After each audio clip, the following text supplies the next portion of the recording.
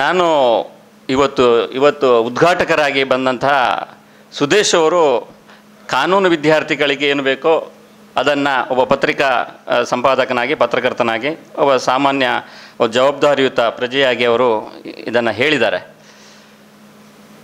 So ನಿಮಗೆ ಮಾಹಿತಿಗೆ ತುಂಬ ಉಪಯುಕ್ತವಾದದ್ದು. ನಾನು ವಿಶ್ವಾಸಾರ್ಹತೆ ಈ ಸಮೂಹ ಮಾಧ್ಯಮಗಳ ಬಗ್ಗೆ ಭಾಷಣ ಏನು ಮಾಡೋದಿಲ್ಲ. ಯಾಕಂತೇಳಿದರೆ ಭಾಷಣ ಎನ್ನುವಂಥದ್ದು ಅದು ಒಂದು ಏನು ಹೇಳಿದಾಗೆ ಮತ್ತು ವಾಟ್ಸಪ್ಪಲ್ಲಿ ನಾವು ತುಂಬ ಮೆಸೇಜ್ಗಳನ್ನು ನೋಡ್ತೇವೆ.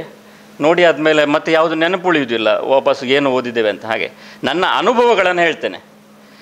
ಯಾಕಂತೇಳಿದರೆ ನನ್ನ ಪತ್ರಿಕೋದ್ಯಮದ ಅನುಭವಗಳು, ಅದರಲ್ಲಿ ಯಾವ ರೀತಿ ವಿಶ್ವಾಸಾರ್ಹತೆ ಮೂಡಿಸಲು ಆಯಿತು, ಇನ್ನೊಂದು ಕೆಲವು ಯಾವುದರಲ್ಲಿ ಆಗಲಿಲ್ಲ, ಮತ್ತು ಹೆಚ್ಚು ನೇರ ನುಡಿ ಪ್ರಾಮಾಣಿಕತೆ ಬೇಕು ಯಾಕೆ, ಮತ್ತು ಕೊನೆಗೆ ಏನಾಗ್ತದೆ, ಮತ್ತು ಎಲ್ಲವನ್ನು ನನ್ನ ಪತ್ರಿಕೆಗಳ ಬಂದಂಥ ವರದಿಗಳ ಇದರ ಮೂಲಕ ನಾನು ನಿಮಗೆ ಹೇಳ್ತಾ ಹೋಗ್ತೇನೆ. ಹೆಚ್ಚು ಸಮಯವನ್ನು ನಾನು ತಗೊಳ್ಳೋದಿಲ್ಲ.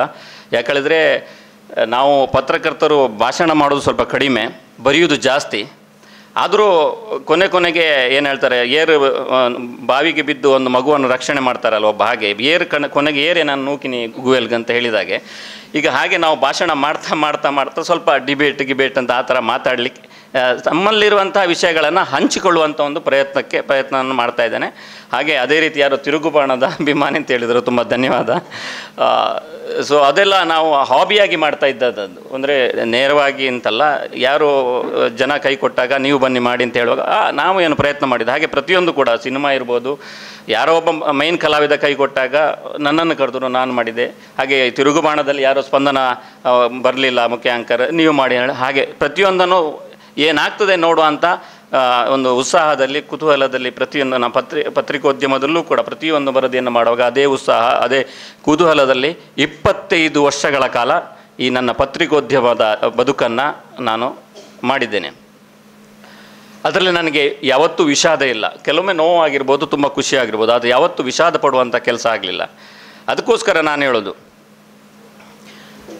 ಪತ್ರಿಕೋದ್ಯಮ ಏನು ಅಂತ ಹೇಳುವಾಗ, ಶ್ರೂಯತಾಂ ಧರ್ಮ ಸರ್ವಸ್ವಂ ಶುತ್ವಾಚ್ಚೈವ ಅವಧಾರ್ಯತಾಂ ಆತ್ಮನಃ ಪ್ರತಿಕೂಲಾನಿ ಪರೇಶಾಂ ನ ಸಮಾಚರೇತ್ ಅಂತ. ಇದರ ಅರ್ಥ ಏನು ಹೇಳಿದರೆ, ಇದರಲ್ಲಿ ಜಗತ್ತಿನ ಎಲ್ಲ ಅರ್ಥಗಳು ಇದೆ.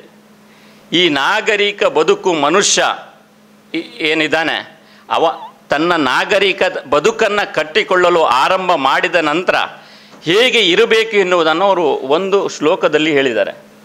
ಇದು ಕಾನೂನು ವಿದ್ಯಾರ್ಥಿಗಳಿಗೂ, ಇದು ಪ್ರಜೆಗಳಿಗೂ, ರಾಜಕಾರಣಿಗಳಿಗೂ, ಒಬ್ಬ ಮನುಷ್ಯನಿಗೂ, ಧರ್ಮದವರಿಗೂ, ಜಾತಿಯವರಿಗೂ, ಯಾರು ಈ ನಾಗರಿಕ ಬದುಕಿನಲ್ಲಿ ಯಾರೆಲ್ಲ ಬದುಕ್ತಾರೆ ಅವರು ಹೇಗೆ ಬದುಕಬೇಕು ಎನ್ನುವುದನ್ನು ಹಿಂದೆ ಬಹಳ, ಅಂದರೆ ಯಾವುದೇ ಈ ಸಂವಿಧಾನ ಅಥವಾ ಈ ರೀತಿಯಾದಂಥ ಕಾನೂನು ಬರದೇ ಇರುವ ಮುಂಚೆಯೇ ಹೇಳಿದಂಥ ವಿಚಾರಗಳು. ಶ್ರೂಯತಾಂ ಧರ್ಮ ಸರ್ವಸ್ವಂ ಅಂತ. ಧಾರಯತಿ ಇತಿ ಧರ್ಮ ಅಂದರೆ ಬದುಕುವಂಥದ್ದು. ಈ ಭೂಮಿಯಲ್ಲಿ ನಾವು ಹೇಗೆ ಅದನ್ನು ಆಚರಿಸಿಕೊಂಡು ಬದುಕ್ತೇವೋ ಅದನ್ನು ಧರ್ಮ ಅಂತ ಹೇಳ್ತೇವೆ. ಶ್ರೂಯತಾಂ ಧರ್ಮ ಸರ್ವಸ್ವಂ ಶುತ್ವಾಚಯೋ ಧಾರ್ಯತಂ, ಅದನ್ನು ಕೇಳಿ ನಾವು ಅದನ್ನು ಪಾಲನೆ ಮಾಡಬೇಕು. ಏನು ಅಂತ ಹೇಳಿದರೆ, ಆತ್ಮನಃ ಪ್ರತಿಕೂಲಾನಿ ಪರೇಶಾಂ ನ ಸಮಾಚರೇತ್. ಆತ್ಮನಃ ಅಂದರೆ ನಮಗೆ, ಪ್ರತಿಕೂಲ ಅಂದರೆ ಕೆಟ್ಟದು, ಅದನ್ನು ಪರೇಶಾಂ ಬೇರೆಯವರಿಗೆ ಮಾಡಬೇಡ. ಅಂದರೆ ನಿನ್ನ ಬದುಕಿನಲ್ಲಿ ನಿನಗೆ ಯಾರಾದರೂ ಹೊಡೆದ್ರೆ ನಿನಗೆ ನೋವಾಗ್ತದಾ? ಯಾರಾದರೂ ಚಿವುಟಿದ್ರೆ ನಿನಗೆ ನೋವಾಗ್ತದಾ? ಯಾರಾದರೂ ಬೈದರೆ ನಿನಗೆ ನೋವಾಗ್ತದಾ? ನಿನಗೆ ಅದು ತಪ್ಪು ಅಂತ ಕಾಣ್ತದ, ಕೆಟ್ಟದು ಅಂತ ಕಾಣ್ತದ? ಹಾಗಾದರೆ ನೀನು ಅದನ್ನು ಬೇರೆಯವರಿಗೆ ಮಾಡಬೇಡ. ಅದನ್ನು ನೀನು ಪಾಲನೆ ಮಾಡಿದರೆ ಇಡೀ ನಾಗರಿಕ ಸಮಾಜ ಸುಭಿಕ್ಷವಾಗಿರ್ತದೆ. ಹಾಗಾಗಿ ಮತ್ತು ವಕೀಲರಿಗೆ ಕೆಲಸ ಕಮ್ಮಿ ಆಗ್ತದೆ, ಹಾಗಂತಲ್ಲ. ಅಂದರೆ ಅದನ್ನು ನಾವು ಹೆಚ್ಚು ಪಾಲನೆ ಮಾಡಿದಷ್ಟು ನಮ್ಮ ಸಂಸ್ಕಾರ ಅಂತ ಹೇಳ್ತಾರೆ, ಆ ಸಂಸ್ಕಾರ ಎನ್ನುವಂಥದ್ದು ಉತ್ತಮ ಆದಷ್ಟು ಸಣ್ಣ ಒಂದು ವರ್ಷದಿಂದ 5-6 ವರ್ಷದವರೆಗೆ ಆ ಮಕ್ಕಳಲ್ಲಿ ನಾವು ಹೆತ್ತವರು ಏನು ಮಾಡ್ತಾ ಇದ್ದಾರೆ, ಏನು ಹೇಳ್ತಾ ಇದ್ದಾರೆ, ಏನು ಪಾಲಿಸ್ತಾ ಇದ್ದಾರೆ, ಅದೆಲ್ಲ ಇಂಡೈರೆಕ್ಟಾಗಿ ಅವುಗಳು ಫಾಲೋ ಮಾಡ್ತವೆ. ಅವರ ತಲೆಯಲ್ಲಿ ಮೈನ್ ರಿಜಿಸ್ಟರ್ ಆಗೋದು ಆ ಹೊತ್ತಿನಲ್ಲಿ, ಬಾಲ್ಯದ ಹೊತ್ತಿನಲ್ಲಿ. ಹಾಗಾಗಿ ಯಾವ ಆ ಹಂತದಲ್ಲಿ ಮಕ್ಕಳಿಗೆ ನೀವು ಬೋಧನೆ ಮಾಡ್ತೀರೋ ಅದೇ ಮತ್ತೆ ಹೆಮ್ಮರವಾಗಿ ನಂತರ ಅವರು ಯಾವ ವಿದ್ಯೆಯನ್ನು ಪಡಿತಾರೆ, ಯಾವುದೋ ಈ ಅನುಭವವನ್ನು ಪಡಿತಾರೆ, ಅದು ನಂತರ ಬೆಳೀತಾರೆ. ಬೇಸಿಕ್ ಎನ್ನುವಂಥದ್ದು ಆ ಬಾಲ್ಯದಲ್ಲಿ ಇರ್ತದೆ ಅಂತ ವಿಜ್ಞಾನಿಗಳಿದ್ದು, ನಾನು ಹೇಳೋದಲ್ಲ. ಸೊ ಆದ್ದರಿಂದ ಆ ಸಂಸ್ಕಾರವನ್ನು ನಾವು ಮೂಲದಲ್ಲಿ ಬೆಳೆಸ್ಕೊಂಡ್ರೆ ನಂತರ ನಾವು ಅದನ್ನು ಪಾಲನೆ ಮಾಡಿದರೆ ಅದು ಒಂದು ಒಳ್ಳೆಯ ನಾಗರಿಕನಾಗಲಿಕ್ಕೆ ಸಾಧ್ಯ ಇದೆ. ಹಾಗೆ ಆ ಒಳ್ಳೆಯ ಸಮಾಜದಿಂದ ಒಬ್ಬ ಒಳ್ಳೆಯ ಪತ್ರಕರ್ತ ಬರ್ತಾನೆ, ಅಂತಹ ಸಮಾಜದಿಂದ ಒಳ್ಳೆಯ ವಕೀಲ ಬರ್ತಾನೆ, ಅಂತಹ ಸಮಾಜದಿಂದ ಒಳ್ಳೆಯ ಪ್ರತಿನಿಧಿ ಬರ್ತಾನೆ, ಅಂತಹ ಸಮಾಜ ರಾಜಕೀಯವಾಗಿ ಇದರಿಂದ ಒಳ್ಳೆಯ ನ್ಯಾಯಾಧೀಶ ಬರ್ತಾನೆ. ಎಲ್ಲವೂ ಆ ಸಮಾಜದಿಂದಲೇ ಬರ್ತದೆ. ಈಗ ತುಂಬ ಜನ ಹೇಳ್ತಾರೆ, ಅಂದರೆ ನಾನು ಹೇಳುವಂಥದ್ದು ಮಾಧ್ಯಮ ಎನ್ನುವಂಥದ್ದು ಈ ಸಮಾಜದ ಕನ್ನಡಿಯಾಗಿ, ನಿಮ್ಮಲ್ಲಿ ಸಮಾಜದಲ್ಲಿ ಯಾವ ರೀತಿಯ ವ್ಯಕ್ತಿಗಳಿದ್ದಾರೋ ಅಲ್ಲಿಂದಲೇ ಒಬ್ಬ ವ್ಯಕ್ತಿ ಈ ಕಡೆ ಬಂದು ಅದನ್ನು ಕರ್ತವ್ಯ ಅಥವಾ ಅವನ ಕೆಲಸವಾಗಿ ಕಾಯಕವನ್ನಾಗಿ ಮಾಡೋದ್ರಿಂದ ನಿಮ್ಮ ಸಮಾಜದಲ್ಲಿ ಯಾವ ಮುಖಗಳಿದವೋ, ಒಂದು 20 ವರ್ಷಗಳ ಹಿಂದೆ ಸಮಾಜ ಇತ್ತು, ಈಗ 10 ವರ್ಷದ ಹಿಂದೆ ಒಂದು ಸ್ವಲ್ಪ ಬದಲಾವಣೆ ಆಯಿತು, ಈಗ 5 ವರ್ಷಕ್ಕೊಮ್ಮೆ ಬದಲಾವಣೆ ಆಗುವಂಥ ಸಮಾಜದ ಅಂದರೆ ಆ ಪರಿಸ್ಥಿತಿ ಇದೆ. ಹಾಗೆ ಅದೇ ರೀತಿಯಾಗಿ ಮಾಧ್ಯಮ ಎನ್ನುವಂಥದ್ದು ಆ ರೀತಿಯಾಗಿ ಕಾರ್ಯವನ್ನು ನಿರ್ವಹಿಸ್ತಾ ಇದೆ. ತುಂಬ ಜನ ಹೇಳ್ತಾರೆ, ನನಗೆ ಫೇಸ್ಬುಕ್ನಲ್ಲಿ ಏನಾದರೂ ಕಮೆಂಟ್ ಮಾಡಿದರೆ, ನೀವು ಪೇಪರ್ದವ್ರು, ನೀವು ಮೀಡಿಯಾದವ್ರು ಹೀಗೆ ಮಾಡ್ಬೋದಾ ಅಂತ. ಹಾಗಂತ ಹೇಳಿದ್ರೆ ನಾವು ಮೀಡಿಯಾದವ್ರು ಹಾಗೆ ಮಾಡ್ಬೋದು ಅಂತ ಹೇಳಿದ್ರೆ ನನಗೆ ಆಶ್ಚರ್ಯ ಆಗೋದು, ಇವ ಮಾಡ್ಬೋದಾ ಅಂತ. ಆದರೆ ಮೀಡಿಯಾದವರು ಮಾಡಬಾರ್ದು ಅಂತ ಹೇಳಿದ್ರೆ ಇವರು ಮಾಡ್ಬೋದು ಅಂತ ಅವ್ರ ಪ್ರಶ್ನೆಯಲ್ಲಿ. ನಾವು ಮಾಡ್ಬೋದು, ನೀವು ಮಾಡ್ಬೋದಾ? ಇಲ್ಲ, ಕಾನೂನು ಎನ್ನುವಂಥದ್ದು ಪ್ರತಿಯೊಬ್ಬರಿಗೂ ಒಂದೇ. ನಿಮಗೆ ಗೊತ್ತಿರ್ಬೋದು, ಪತ್ರಕರ್ತರಿಗೆ ವಿಶೇಷವಾದಂಥ ಕಾನೂನು ಎಲ್ಲೂ ಬರೆದಿಲ್ಲ. ಹೇಳ್ತಾರೆ ಏನು, ಪ್ರಜಾಪ್ರಭುತ್ವದ 4ನೇ ಅಂಗ. ಈ ಜನಪ್ರತಿನಿಧಿ ಶಾಸಕರನ್ನು ಅರೆಸ್ಟ್ ಮಾಡಬೇಕಾದ್ರೆ ಕೆಲವೊಂದು ವಿಧಿಗಳಿವೆ, ಅಂದರೆ ಮಾಡಬಾರ್ದು, ವಿಧಿ ನಿಷೇಧಗಳಿದೆ.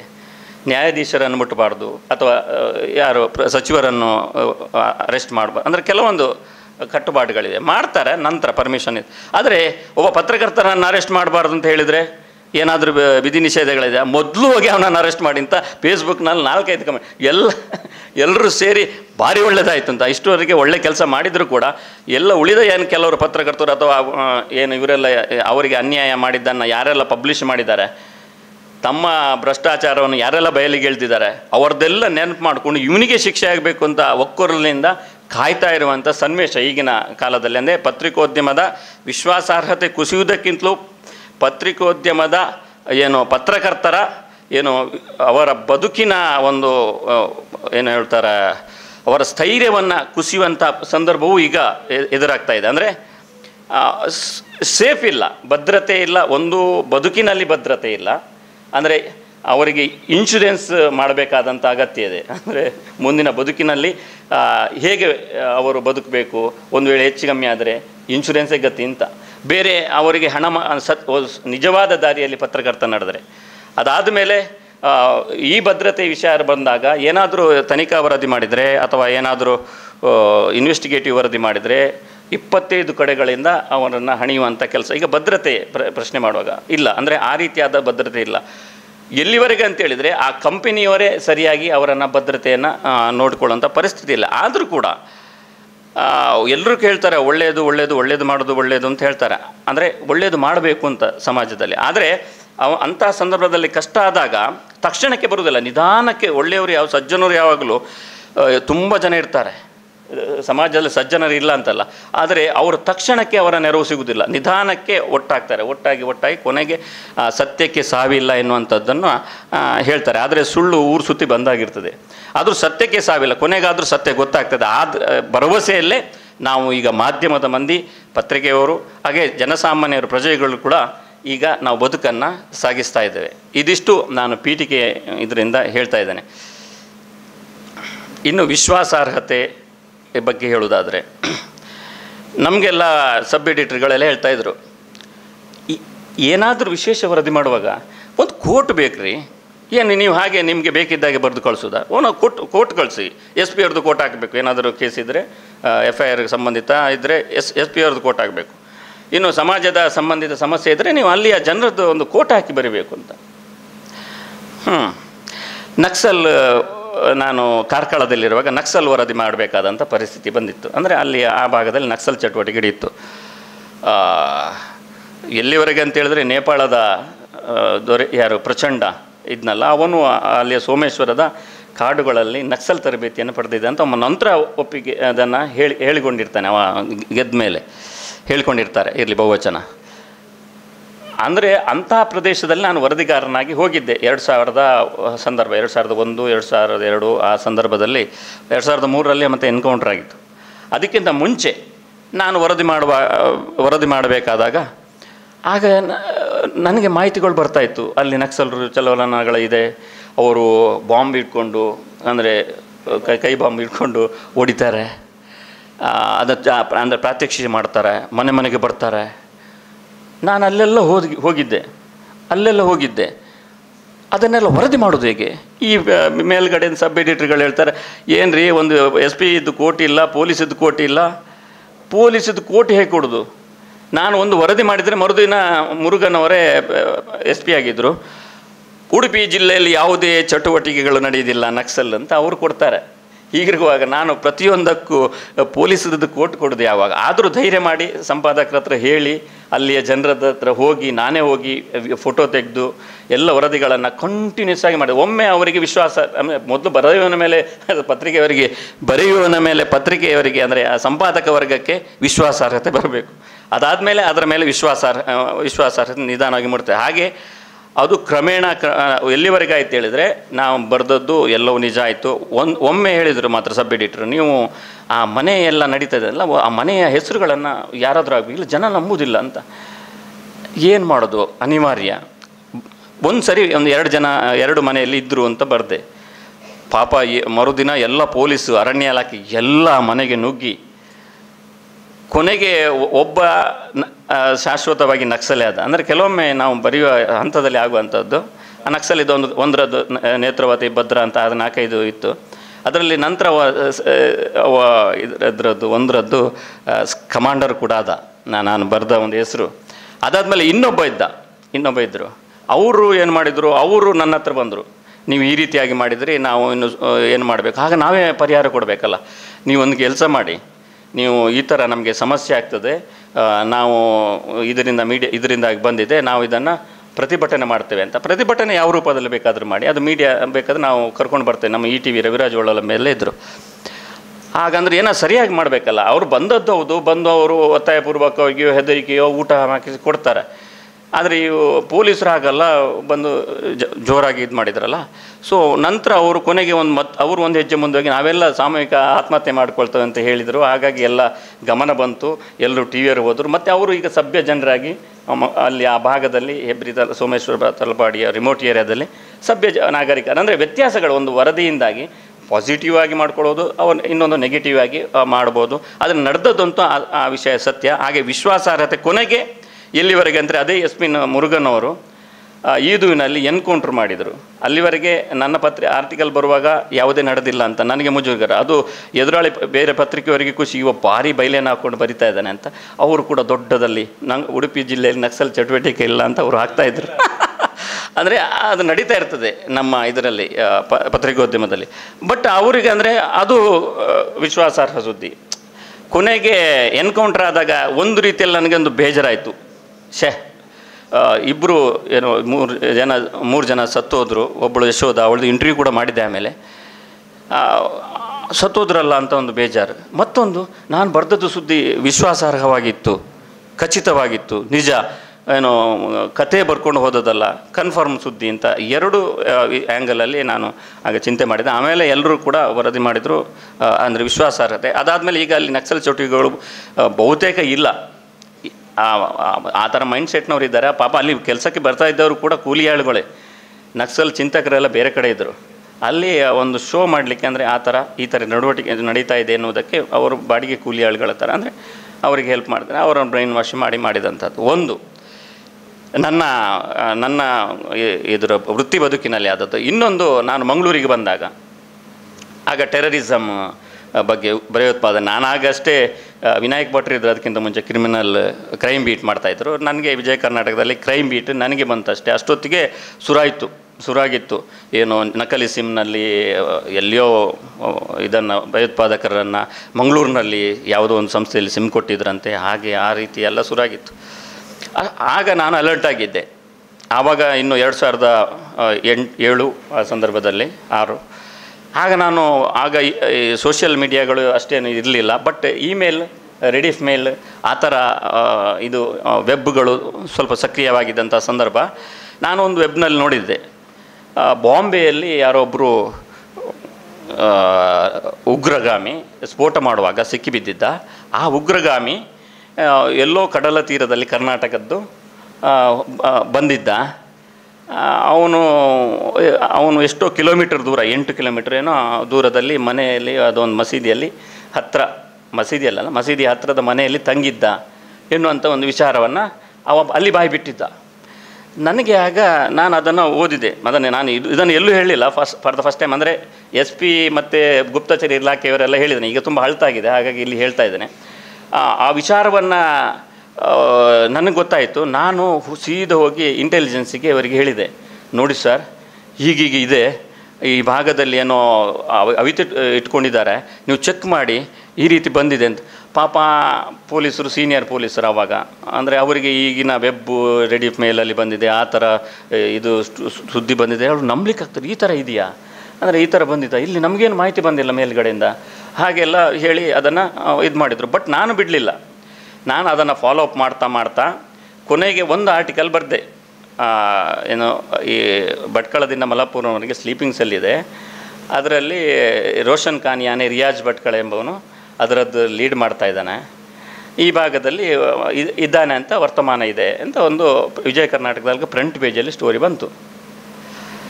ಫ್ರಂಟ್ ಪೇಜಲ್ಲಿ ಸ್ಟೋರಿ ಬಂದದ್ದು ಅಂದರೆ ಇದೆಲ್ಲ ಇಲ್ಲೆಲ್ಲ ಏನು ನಾನಾಗೆ ಕಂಡು ಹುಡುಕಿದ್ದಲ್ಲ, ಈ ಪೊಲೀಸು ಮೂಮೆಂಟ್ಗಳು, ಗುಪ್ತಚರ ಇಲಾಖೆಯ ಚಟಪಟಿಕೆ, ಆ ಕಡೆ ಅಲ್ಲಿಯ FIRಗಳು ಎಲ್ಲ ಸೇರಿ ನನಗೆ ಸಿಕ್ಕಿದಂಥ ಮಾಹಿತಿಗಳನ್ನು ಒಂದು ಬರೆದೆ.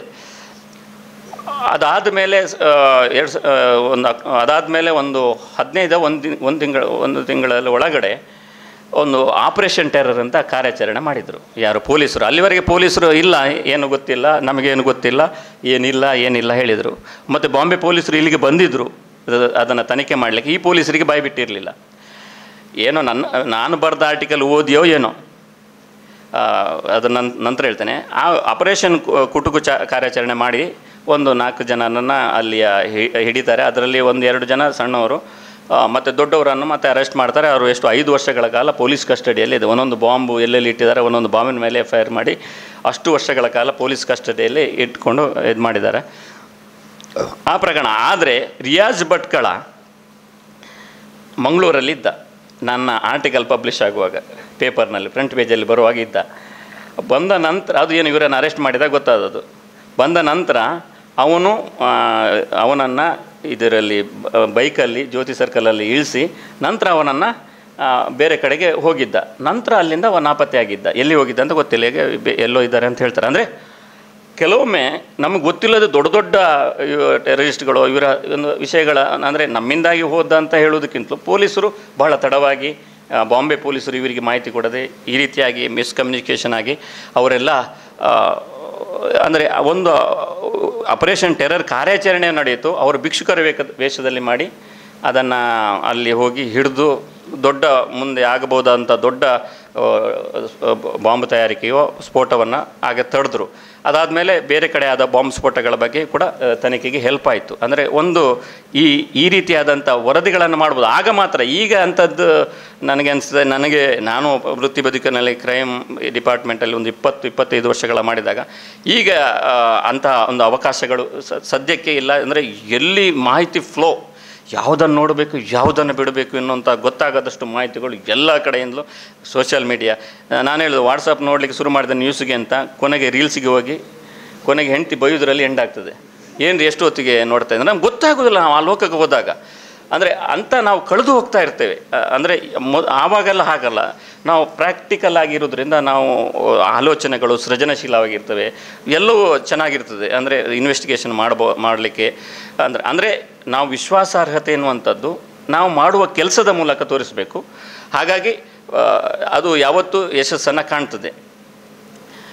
ಇನ್ನು ಇದೆಲ್ಲ ಸ್ವಲ್ಪ ಕಷ್ಟಪಟ್ಟು ನಾನು ತನಿಖಾ ವರದಿ ಮಾಡುವಾಗ ವಿಶ್ವಾಸಾರ್ಹತೆಯನ್ನು ಉಳಿಸ್ಕೊಂಡದ್ದು. ನಂತರ ತುಂಬ ಕೇಸ್ಗಳಾಯಿತು. ಇನ್ನು ಸುಲಭದಲ್ಲಿ ಒಂದು ವಿಶ್ವಾಸಾರ್ಹತೆ ನಿಮಗೆ ಅದು ಸಾಧಾರಣ ಗೊತ್ತಿರ್ಬೋದು. ಇತ್ತೀಚೆಗೆ ನಾನೊಂದು 2 ಆರ್ಟಿಕಲ್ ತನಿಖಾ ವರದಿಗಳನ್ನು ಮಾಡಿದ್ದೆ. ಕ್ರೆಡಿಬಿಲಿಟಿ ಅಂದರೆ ಹೇಗೆ ಅಂತ ಹೇಳಿದರೆ, ಒಂದು ಚೆಕ್ ಪೋಸ್ಟ್ನಲ್ಲಿ ಬಕೆಟ್ನಲ್ಲಿ ಬಾಲ್ದಿಗಳಲ್ಲಿ ಲಂಚ ತಗೊಳ್ಳುವಂಥದ್ದು. ಅದು ಕೇರಳ ಗಡಿ ಹತ್ರ, ತಲಪಾಡಿ ಹತ್ರ. ನಾನು ಹೋಗಿ ಮಾಮೂಲು ಮಾಡುವಾಗೆ ಮೊಬೈಲಲ್ಲಿ ಸ್ಟಿಂಗ್ ಆಪ್ರೇಷನ್ ಮಾಡಿ ಆ ವಿಡಿಯೋ ಬಕೆಟ್ ಇದೆಲ್ಲ ತೆಗೆದು ನನ್ನ ಫ್ರೆಂಡ್ ದಿನೇಶ್ ಇದ್ದರು, ಅವ್ರ ಹತ್ರ ಮಾಡಿ. ನನಗೆ ಸ್ವಲ್ಪ ಧೈರ್ಯ ಕಮ್ಮಿ, ಎದುರೆಗೆದ್ರೆ ಹೋಗ್ಲಿಕ್ಕೆ. ಬರೀಲಿಕ್ಕೆ ಎಷ್ಟು ಬೇಕಾದ್ರೆ, ವಿಡಿಯೋ ಮಾಡಲಿಕ್ಕೆ ಬೇಕಾದರೆ ಅವರೆಲ್ಲ ಹೋಗ್ತಾರೆ. ಹಾಗೆ ಅಂದರೆ ಪೆಟ್ಟು ಹೊಡೆದ್ರೆ ತಿನ್ನಲಿಕ್ಕೆ ಬೇಕಲ್ಲ, ಮತ್ತು ಬರೀವಿದೆ ಯಾರು ಹಾಗೆಲ್ಲ ಅಂದರೆ ಪ್ಲ್ಯಾನಲ್ಲಿ ಮಾಡಿ ಒಬ್ಬರು ನಾನು ಈ ಕಡೆ ಇದ್ದು ಅಬ್ಸರ್ವ್ ಮಾಡ್ತಾ ಅವನನ್ನು ಕಳಿಸಿ, ಎಲ್ಲದಕ್ಕೂ ಹೋಗ್ಲಿಕ್ಕೆ ರೆಡಿ ಇರ್ತಾರೆ, ಅವನನ್ನು ಕಳಿಸಿ. ಮತ್ತು ನಮ್ಮಂಥವ್ರಿಗೆ ಹೋದರೆ ನಮಗೆ ಅದೊಂದು ತಪ್ಪು ಮಾಡಬಾರ್ದು, ಒಂದು ಸಿಕ್ಕಿಬೀಳ್ತಂತ ನರ್ವಸ್ನೆಸ್ ಇರ್ತದೆ ಅವರಿಗೆಲ್ಲ ಮಾಡ್ತೇವೆ ಅಂತ. ಸೊ ಅವರು ಮಾಡಿ ಆ ಬಕೆಟ್ ಕಾರ್ಯಾಚರಣೆ ಮಾಡಿ, ನಂತರ ಆ ಬಕೆಟ್ ಚೆಕ್ ಪೋಸ್ಟ್ ಇದ್ದು ಬಕೆಟ್ ಅಂದರೆ ಚೆಕ್ ಪೋಸ್ಟೇ ಇಲ್ಲ, ಬಕೆಟ್ ಬಿಡಿ, ಚೆಕ್ ಪೋಸ್ಟೇ ಇಲ್ಲ ಅಂತಾಯಿತು. ಇನ್ನೊಂದು ಮಾಡಿದ್ದು ಮಂಗಳೂರು ವಿವಿಯಲ್ಲಿ. ಇದು ಸಾಧಾರಣ ಗೊತ್ತಿರ್ಬೋದು ಅಂತ, ಈಗಿನ ಮಕ್ಕಳಿಗೆ ಗೊತ್ತಿರಲಿಕ್ಕಿಲ್ಲ ಬಿಡಿ. ಮಂಗಳೂರು ವಿವಿಯಲ್ಲಿ ಒಬ್ಬ ವಿದ್ಯಾರ್ಥಿ, ಬಹಳ ಚುರುಕಿನ ವಿದ್ಯಾರ್ಥಿ, ಲೇಡೀಸ್ ಟಾಯ್ಲೆಟ್ನಲ್ಲಿ ಇದು ಕ್ಯಾಮರಾ ಇಟ್ಕೊಂಡು ಶೂಟ್ ಮಾಡಿದ್ದ. ಕೆಲವರಿಗೆ ಗೊತ್ತಿದೆ. ಆವಾಗ ನಾನು ವರದಿ ಬರೀಬೇಕಾದ್ರೆ ಅದು ವಿಶ್ವಾಸಾರ್ಹವಾಗಿರಬೇಕು. ಆದರೆ ಅದು ಹೇಗೆ, ನನಗೆ ಒಬ್ಬರು ಫೋನ್ ಮಾಡಿದರು, ಈ ರೀತಿ ಅಂತೆ ಮಾರ್ರೆ 3 ದಿನದಿಂದ ಅಲ್ಲಿ ವೈಫೈ ಆಫ್ ಮಾಡಿದ್ದಾರೆ, ಏನು ಭಾರಿ ಕಷ್ಟ ಇದೆ, ಈ ರೀತಿ ಎಲ್ಲ ಸುದ್ದಿ ಇದೆ ಅಂತ ಹೇಳಿ ಎಲ್ಲ ಹೇಳಿದರು. ನಾನು ಸ್ವಲ್ಪ ಸೀನಿಯರ್ ರಿಪೋರ್ಟರ್ ಆಗಿದೆ, ಹಾಗೆ ಫೀಲ್ಡ್ಗೆ ಹೋಗೋದು ಸ್ವಲ್ಪ ಕಮ್ಮಿ ಆಗಿದೆ. ನಾನು ಬ್ಯೂರೋ ಚೀಫ್ ಕೂಡ ಆಗಿದೆ. ಅದು ತನಿಖಾ ವರದಿ ಮಾಡಬೇಕಾದಂಥ ನನಗೆ ಒಂದಿತ್ತು. ನಾನು ಅಲ್ಲಿ ಹೋಗಿ ಮಾಡಿದರೆ ತುಂಬ ಟೈಮ್ ಆಗ್ತದೆ. ಹಾಗಾಗಿ ಏನು ಮಾಡೋ, ಸ್ವಲ್ಪ ಬುದ್ಧಿವಂತಿಕೆ ಉಪಯೋಗ ಮಾಡಿದೆ. ಯಾರ ಹತ್ರ ಮೊಬೈಲ್ ಇಟ್ಕೊಂಡಿದ್ದರು. ನಾನು ಮಾಡಿದೆ, ನಾನೊಂದು ಒಳ್ಳೆ ವಿಶ್ವಾಸಾರ್ಹವಾದಾಗಿ ಮಾತಾಡಿ, ಮೇಡಮ್ ನಿಮ್ಮ ಹತ್ರ ಒಂದು ಮೊಬೈಲ್ ಇದೆ ಅಂತೆ, ನೀವು ಅದು ಸಿಗ್ಬೋದಾ ಮಾಹಿತಿ ಅದರದ್ದು ಈ ರೀತಿ ಅಂತ ಹೇಳಿ, ಈ ರೀತಿ ಅಂದರೆ ಹೆಚ್ಚು ಡೀಟೇಲ್ ಕೊಡಲಿಲ್ಲ. ಒಂದು ಗಲಾಟೆ ಆಗಿತ್ತಲ್ಲ. ಇಲ್ಲ ಆ ಮೊಬೈಲನ್ನು ನಾನು ಅವರಿಗೆ ಕೊಟ್ಟಾಗಿದೆ ಮೇಲಧಿಕಾರಿಗಳಿಂದ. ಒಂದು ಕನ್ಫರ್ಮೇಷನ್ ಅದನ್ನು ರೆಕಾರ್ಡ್ ಮಾಡಿಕೊಂಡೆ. ಅಂದರೆ ವಿಶ್ವಾಸಾರ್ಹತೆ ಯಾವತ್ತೂ ಕೂಡ ಈಗಿನ ಆಧುನಿಕ ತಂತ್ರಜ್ಞಾನಕ್ಕೆ ಅಳವಡಿಸಿಕೊಂಡು ನಾನು ಅದನ್ನು ಕನ್ಫರ್ಮ್ ಮಾಡಿಕೊಂಡೆ. ಆ ಮೊಬೈಲ್ ವಿಷಯ ಘಟನೆ ಆಗಿದ್ದು ಹೌದು. ಈಗ ಹಿಯರ್ಸೆ 3 ದಿನದಿಂದ ಟ್ರೈ ಮಾಡ್ತಿದ್ದೇನೆ, ಯಾವುದೂ ಸಾಕ್ಷಿ ಸಿಗ್ತಾ ಇರಲಿಲ್ಲ. ಅಲ್ಲಿ ಹೋದಾಗ ಅವರು ಒಪ್ಪಿದರು. ನಂತರ ನನಗೆ ಕೆಲಸ ಹಗುರಾಯಿತು ನನಗೆ. ಅಂದರೆ ಯಾವತ್ತೂ ಅದು ಘಟನೆ ಆಗದೆ ಸುಮ್ಮನೆ ಹಿಯರ್ಸೆ ಆಗಿ ನಾವು ನಗೆಪಾಟೀಲಿಗೆ ಆಗಬಾರ್ದು. ಅದನ್ನು ಒಂದು ವಿಶ್ವಾಸಾರ್ಹತೆ ಬಗ್ಗೆ ಇನ್ನೊಂದು ಮಾತು ಹೇಳ್ತೇನೆ. ಅದಾದಮೇಲೆ ಇದು ಸಿಕ್ಕಿಬಿದ್ರು ಅವರು. ಏನು ಅದು ನಾನು ಆರ್ಟಿಕಲ್ ಬರೆದೆ, ತನಿಖಾ ವರದಿ ಬರೆದೆ, ನಂತರ NDTVಯಲ್ಲೆಲ್ಲ ಅದು ಬಂತು, ಎಲ್ಲ ಚಾನಲ್ಗಳು ಬಂತು. ಆದರೆ ಅವರು ಒಂದು ಕೆಲಸ ಮಾಡಿದರು, ಇಂತಹ ಯಾವುದೇ ಘಟನೆ ನಡೆದಿಲ್ಲ, ಅದು ಒಂದು ಪತ್ರಿಕೆಯಲ್ಲಿ ಮಾತ್ರ ಬಂದದಲ್ಲ, ಕಪೋಲ ಕಲ್ಪಿತ, ವರದಿಗಾರರಿಗೆ ಇದಿಲ್ಲ ಅಂತ ಹೇಳಿ ಅಲ್ಲಿ ಒಬ್ಬರು ಸ್ಟೇಟ್ಮೆಂಟ್ ಕೊಟ್ಟರು. ನನಗೆ ಆಗತ್ತಲೇ ಬಿಸಿ ಆಯಿತು. ಸುಮ್ಮನೆ ನನ್ನ ಆಗ ಆಪತ್ಕಾಲಕ್ಕೆ ಮಾಡಿದಂಥ ರೆಕಾರ್ಡನ್ನು ನನ್ನ TV ಚಾನಲ್ನ ಸ್ನೇಹಿತರಿಗೆ ಕೊಟ್ಟೆ. ಯಾವಾಗ ಅಂದರೆ ಒಳಗೆ ಬಿಡಲಿಲ್ಲ, ಎಲ್ಲ TV ಚಾನಲ್ನವ್ರು ಇಟ್ಕೊಂಡು ರೆಡಿಯಾಗಿದ್ದಾರೆ ದಾಳಿ ಮಾಡಲಿಕ್ಕೆ. ಆದರೆ ಅವರು ಎಂಥ ಘಟನೆ ನಡೆದಿಲ್ಲ ಹೇಳುವಾಗ ಅವರು ಹಿಂದೆ ಹೆದಲು. ನಾನೊಂದು ವಿಡಿಯೋ ಕಳಿಸಿದೆ, ವಿಡಿಯೋ ಎಲ್ಲ ಚಾನಲ್ಗಳಲ್ಲಿ ಬರಲಿಕ್ಕೆ ಶುರು ಆಯಿತು. ಅದಾದಮೇಲೆ ಅವರು ಒಳಗೆ ಹೋಗಿ ಇದು ತೊಗೊಂಡ್ರು, ಮತ್ತು ಕೇಸ್ ಆಯಿತು, FIR ಆಯಿತು, ಮತ್ತು ಆಯಿತು. ಅದು ಬಿಡಿ, ಅಂದರೆ ದೊಡ್ಡ ಇಶ್ಯೂ ಅಂತಲ್ಲ. ಆದರೆ ಅದೊಂದು ಅನೈತಿಕ, ಅಂದರೆ ಒಂದು ಲೇಡೀಸ್ ಟಾಯ್ಲೆಟಲ್ಲಿ ಮೊಬೈಲ್ ಇಟ್ಟು ಕ್ಯಾಮರಾ ಮಾಡುವಂಥದ್ದು ಬಂದಿದ್ದೋ ಹೆಚ್ಚು ಬಂದಿದೆ ಅಂತ ಮುಖ್ಯ ಅಲ್ಲ. ಬಟ್ ಆ ಥರ ಮಾಡೋದು ತಪ್ಪು. ಅದು ಮುಂದಿನ ಜನ್ರೇಷನಿಗೆ ನಾವೊಂದು ನೀತಿ ಅಂದರೆ ಅದು ಉಪಯೋಗಕಾರಿಯಾಗಿರಬೇಕು, ನೀತಿಯನ್ನು ಸಾರಬೇಕು ಎನ್ನುವ ಕಾರಣಕ್ಕಾಗಿ ಅಂಥದ್ದು ಮಾಡಬಾರ್ದು ಎನ್ನುವುದಕ್ಕೋಸ್ಕರ ಆ ತನಿಖಾ ವರದಿಯನ್ನು ನಾನು ಮಾಡಿದೆ. ಹಾಗೆ ಈಗ ತನಿಖಾ ವರದಿಯನ್ನು ಯಾಕೆ ಮಾಡಬೇಕು, ಯಾಕೆ ಮಾಡಬಾರ್ದು, ಯಾಕೆ ಅದು ವಿಶ್ವಾಸಾರ್ಹವಾಗಿರಬೇಕು ಎನ್ನುವ ಬಗ್ಗೆ ತುಂಬ ಅಂದರೆ ವಿಚಾರಗಳಿವೆ. ತನಿಖಾ ವರದಿ ಮಾಡುವಾಗ ಅಥವಾ ಸ್ಟಿಂಗ್ ಆಪರೇಷನ್ ಮಾಡುವಾಗ ನಾವು ಯಾವತ್ತೂ ಕೂಡ ಅದು ಸಮಾಜದ ಒಳ್ಳೆಯತನಕ್ಕೆ, ಒಂದು ಒಳ್ಳೆಯ ಉದ್ದೇಶಕ್ಕೆ ಮಾಡಬೇಕು. ಕೆಲವರು ಮಾಡ್ತಾನೆ ಹೇಳಿದರೆ ಸ್ಟಿಂಗ್ ಆಪರೇಷನ್ ಮಾಡಿ ನಂತರ ವಿಡಿಯೋ ಇಟ್ಕೊಂಡು ಬ್ಲ್ಯಾಕ್ ಮೇಲ್ ಮಾಡುವಂಥದ್ದು ತುಂಬ ನಡೆದಿದೆ. ಕೆಲವೊಂದು ಮಾಹಿತಿ ಹಕ್ಕು ಹೋರಾಟಗಾರರ ಮೇಲೆ ತುಂಬ ಜನ ಸಿಕ್ಕಿಬಿದ್ದ ಮೇಲೆ ಮಾಹಿತಿ ಹಕ್ಕು ಹೋರಾಟಗಳಿದ್ದರೆ ಒಂದು ಹೆದರಿಕೆ ಅನ್ನೋ ವಾತಾವರಣಗಳಿದೆ. ಹಾಗಾಗಿ ಯಾವತ್ತೂ ಕೂಡ ನಾವು ಸಂಸ್ಕಾರವೇ ಕೊನೆಗೆ ಬರೋದು. ನೀವು ಅದನ್ನು ಉಪಯೋಗಿಸೋದ್ರಲ್ಲಿ ನಿಮಗೆ ಸಿಕ್ಕಂಥ ಸಂಸ್ಕಾರ ಚೆನ್ನಾಗಿದ್ದರೆ ನೀವು ಚೆನ್ನಾಗಿ ಉಪಯೋಗಿಸ್ಕೊಳ್ತೀರಿ. ಅಂದರೆ ಅದು ಮುಖ್ಯವಾಗಿರ್ತದೆ ಯಾವತ್ತೂ ಕೂಡ. ನಾವು ಎಷ್ಟು ಕಾನೂನು ಸಂವಿಧಾನ ಇದನ್ನು ಎಷ್ಟು ಅದರ ಒಳಗೆ ನಾವು ತೋರಿಸಿದ್ರು ಸ್ವಲ್ಪ ಹೆದರಿಕೆ ಇದ್ದರೂ ಕೂಡ ಆಂತರಿಕವಾಗಿ ಕೂಡ ನಾವು ಇದಕ್ಕೆ ಹೆದರುವಂಥ ಪರಿಸ್ಥಿತಿ ಇದ್ದಾಗ ಮಾತ್ರ ಇಂಥ ಏನು ಕೆಟ್ಟ ಕೆಲಸಗಳು ಕಮ್ಮಿ ಆಗ್ತದೆ.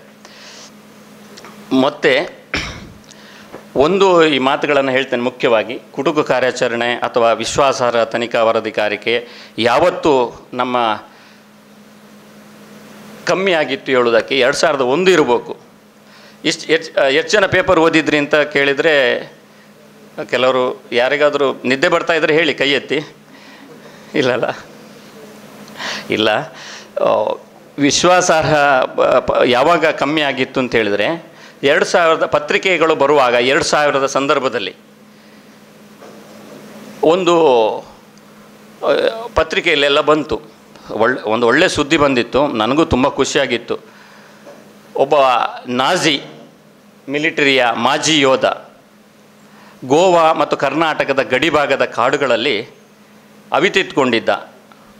ಅವಿತಿಟ್ಕೊಂಡು ಎಲ್ಲಿವರೆಗೆ ಅಂತೇಳಿದರೆ ತುಂಬ ಕಷ್ಟಪಟ್ಟು ಕಾಡಿನಲ್ಲಿ ವಾಸ ಮಾಡಿ ಹೇಗೋ ವೇಷ ಮರೆಸ್ಕೊಂಡಿದ್ದ ನಾಜಿ ಯೋಧ. ಭಾರತದಲ್ಲಿ ಅದು ಸಾಧ್ಯ ಆಗ್ತದೆ. ಕಾಡುಗಳಲ್ಲಿ ಭಾರತಕ್ಕೆ ಬಂದರೆ, ಬೇರೆ ಎಲ್ಲ ಕಡೆ ಬಂದರೆ, ಇಂಗ್ಲೆಂಡಲ್ಲಿ ಅಲ್ಲೆಲ್ಲ ಬಂದರೆ, ಚೀನಾಕ್ಕೆ ಬಂದರೆ ಅವ ಹೊರಗಿಂದ ಪ್ರಜೆ ಬಂದರೆ ಅವ ಯಾವಾಗ ಬಂದಿದ್ದ ಅಂತ ಪ್ರೂಫ್ ಇಲ್ಲದೆ ಅವ ಹಾಕ್ತಾನೆ. ಆದರೆ ಭಾರತಕ್ಕೆ ಬೇರೆ ಕಡೆಯಿಂದ ಬಂದರೆ ಅವನಿಗೆ ಪಡಿತರ ಚೀಟಿ ಸಿಗ್ತದೆ, ವೋಟರ್ ಕಾರ್ಡಿ ಸಿಗ್ತದೆ, ಎಲ್ಲ ಸಿಗ್ತದೆ ಅಂತ ಒಂದು ಜೋಕು. ಅದು ಜೋಕು ಅಂತ ಮಾತ್ರ ಅಲ್ಲ, ಸತ್ಯ. ಯಾಕಂದರೆ ಬಾಂಗ್ಲಾದೇಶದವರು ಇಲ್ಲಿದ್ದರು, ಪಾಕಿಸ್ತಾನದಲ್ಲಿದ್ದರು, ನಾನೇ ವರದಿಗಳನ್ನು ಹಿಂದೆ ಮಾಡಿದ್ದವ. ಹಾಗಾಗಿ ಜೋಕಲ್ಲ, ಪಡಿತರ ಸಿಕ್ಕಿದ ಬಗ್ಗೆಯೂ ಆರ್ಟಿಕಲ್ಗಳನ್ನು ನಾನು ಬರೆದಿದ್ದೆ. ಅಂದರೆ ಈ ವಿಚಾರಗಳನ್ನು ಹೇಳುವಾಗ ಅದೇ ಗೋವಾದ ಕಾಡುಗಳಲ್ಲಿ ಒಬ್ಬ ನಾಜಿ ಯೋಧ ಅಲ್ಲಿದ್ದ. ಅವ ಹಳೆಯ ಪಿಯಾನೋ ಒಂದು, ಅಂದರೆ ಹಿಂದಿನ ಪುರಾತನವಾದ ಪಿಯಾನೋ ಮಾರಾಟ ಮಾಡುವಾಗ ಅವ ಸಿಕ್ಕಿಬಿದ್ದ ಅಂತ ಒಂದು ನ್ಯೂಸ್ ಬಂದಿತ್ತು ಎಲ್ಲ ಪತ್ರಿಕೆಗಳಲ್ಲಿ, ಫ್ರಂಟ್ ಪೇಜ್ಗಳಲ್ಲಿ ತುಂಬ ಚೆನ್ನಾಗಿ ಬಂದಿತ್ತು. ನಾನು ಅನಿಸಿದೆ ನನಗೂ ಇಂಥ ವರದಿಗಳನ್ನು ಮಾಡಲಿಕ್ಕೆ ಅವಕಾಶ, ಅಂದರೆ ಸ್ಪೆಷಲ್ ಸ್ಟೋರಿಗಳನ್ನು ಮಾಡುವಾಗ ಒಬ್ಬ ಪತ್ರಕರ್ತನಾಗಿ ನನಗೂ ಅನಿಸಿತ್ತು. ಆದರೆ ಮರುದಿನ ಮಾತ್ರ ಬಂದಿತ್ತು ಒಂದು ಸಣ್ಣ ಕಾಲಮ್ಗಳಲ್ಲಿ, ಅದು ಕಣ್ತಪ್ಪನಿಂದ ವರದಿಯಾಗಿತ್ತು, ಅದು ನಿಜವಲ್ಲ ಅಂತ.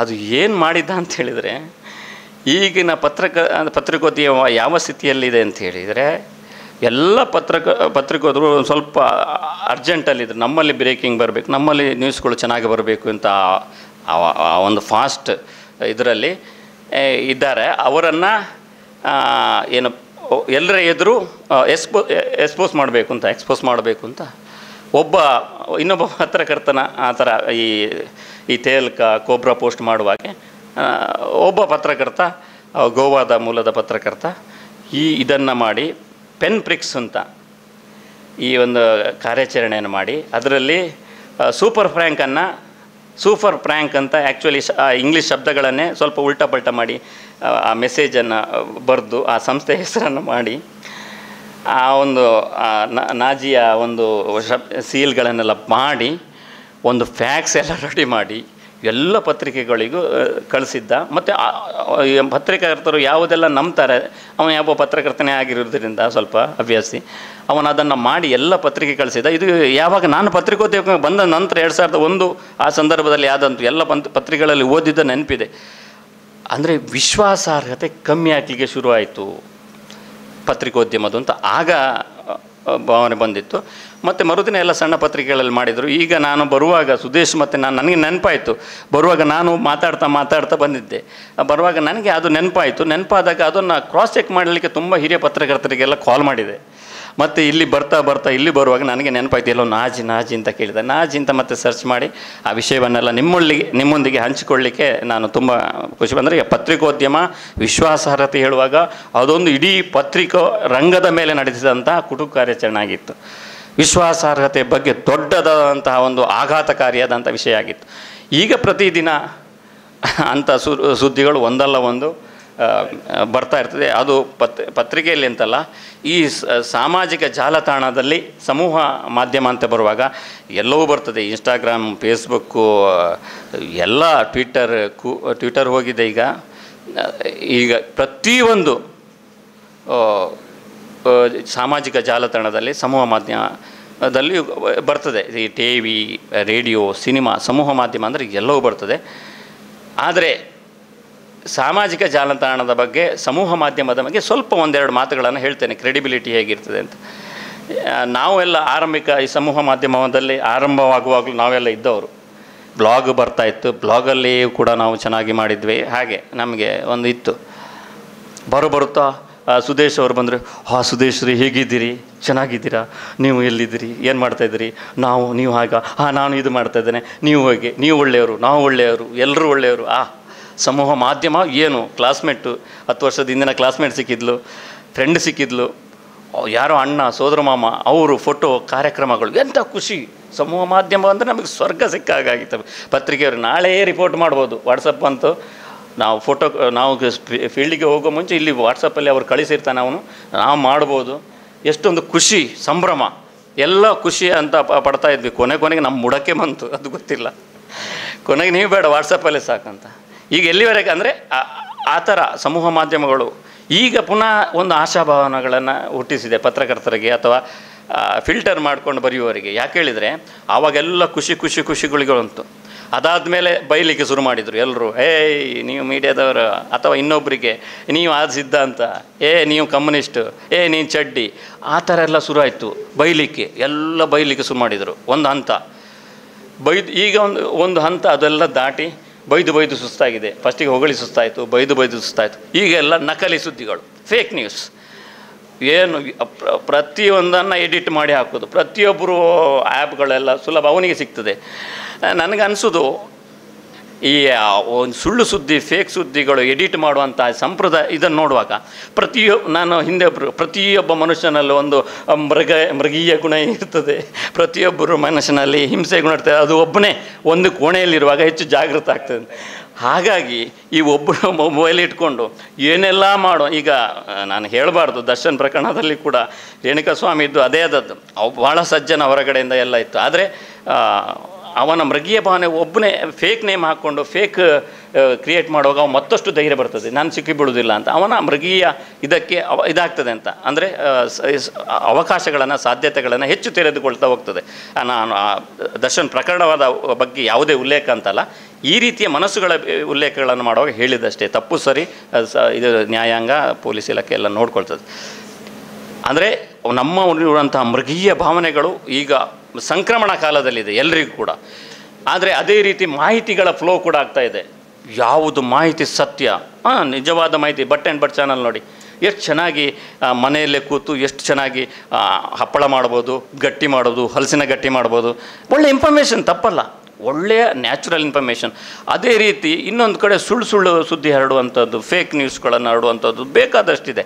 ನಮ್ಮ ಮನೆಯಲ್ಲಿ ತುಂಬ ಚೆನ್ನಾಗಿ ನೋಡುವವರು ಹೇಳಿದರೆ ನಮ್ಮ ಮಕ್ಕಳು, ಅಂದರೆ ಈಗಿನ ಜನ್ರೇಷನ್, ಅಂದರೆ ಟೀನೇಜ್ ಬರುವಂಥವ್ರಿಗೆ ಎಲ್ಲ ಯೂಟ್ಯೂಬಲ್ಲಿ ಏನು ಎಲ್ಲಿದೆ, ಯಾವುದು ವಿಷಯಗಳಿದೆ ಚೆನ್ನಾಗಿದೆ, ಯಾವುದು ಫೇಕು, ಅವನೇ ಹೇಳ್ತಾನೆ, ಅಪ್ಪ ಇದು ಎನಿಮೇಷನ್ ಅಪ್ಪ, ಇದರಲ್ಲಿ ಸ್ವಲ್ಪ ಅಂತ. ಅಲ್ಲಿವರೆಗೂ ಕೂಡ ಬಂದಿದೆ. ಅಂದರೆ ಇದು ಸುದ್ದಿಯ ಫ್ಲೋ ಜಾಸ್ತಿ ಆಗಿದೆ, ಮಾಹಿತಿಯ ಫ್ಲೋ ಜಾಸ್ತಿ ಆಗಿದೆ, ಎಲ್ಲವೂ ಸುದ್ದಿ ಆಗಿದೆ, ಅಜೀರ್ಣ ಆಗುವವರೆಗೆ ಆಗಿದೆ. ನಮಗೆ ಈಗ ಸಮಸ್ಯೆ ಇರುವಂಥದ್ದು ಯಾವುದು ಸುದ್ದಿ ಸರಿ, ಯಾವುದು ಸರಿಯಾದ ಫೋಟೋ. ಪ್ರತಿಯೊಂದು ಸುದ್ದಿ ಬಂದಾಗ ಇನ್ನೊಂದು ಫ್ಯಾಕ್ಟ್ ಚೆಕ್ ಅನ್ನುವಂಥದ್ದು ಬರಬೇಕಾದಾಗ, ಇನ್ನು ಸುದ್ದಿ ಮಾಡುವುದಕ್ಕಿಂತ ಫ್ಯಾಕ್ಟ್ ಚೆಕ್ನವರಿಗೆ ಜಾಸ್ತಿ ಅವಕಾಶಗಳಿರುವಂಥ ಸಂದರ್ಭದಲ್ಲಿ ನಾವೆಲ್ಲ ಇದ್ದೇವೆ. ಹಾಗಾಗಿ ವಿಶ್ವಾಸಾರ್ಹತೆ ಎನ್ನುವಂಥದ್ದು ಪ್ರತಿಯೊಬ್ಬ ಮನುಷ್ಯನಲ್ಲಿ, ಪ್ರತಿಯೊಬ್ಬ ವ್ಯಕ್ತಿಯಲ್ಲಿ ಇದ್ದ ಹಾಗೆ. ನಿಮ್ಮ ಕ್ಲಾಸ್ನಲ್ಲಿ ಒಬ್ಬ ಹುಷಾರಿರ್ತಾನೆ, ಒಬ್ಬ ಗಲಾಟೆ ಮಾಡ್ತಾನೆ, ಒಬ್ಬ ದಡ್ಡ ಇರ್ತಾನೆ, ಸಾಮಾನ್ಯ ಇರ್ತಾನೆ.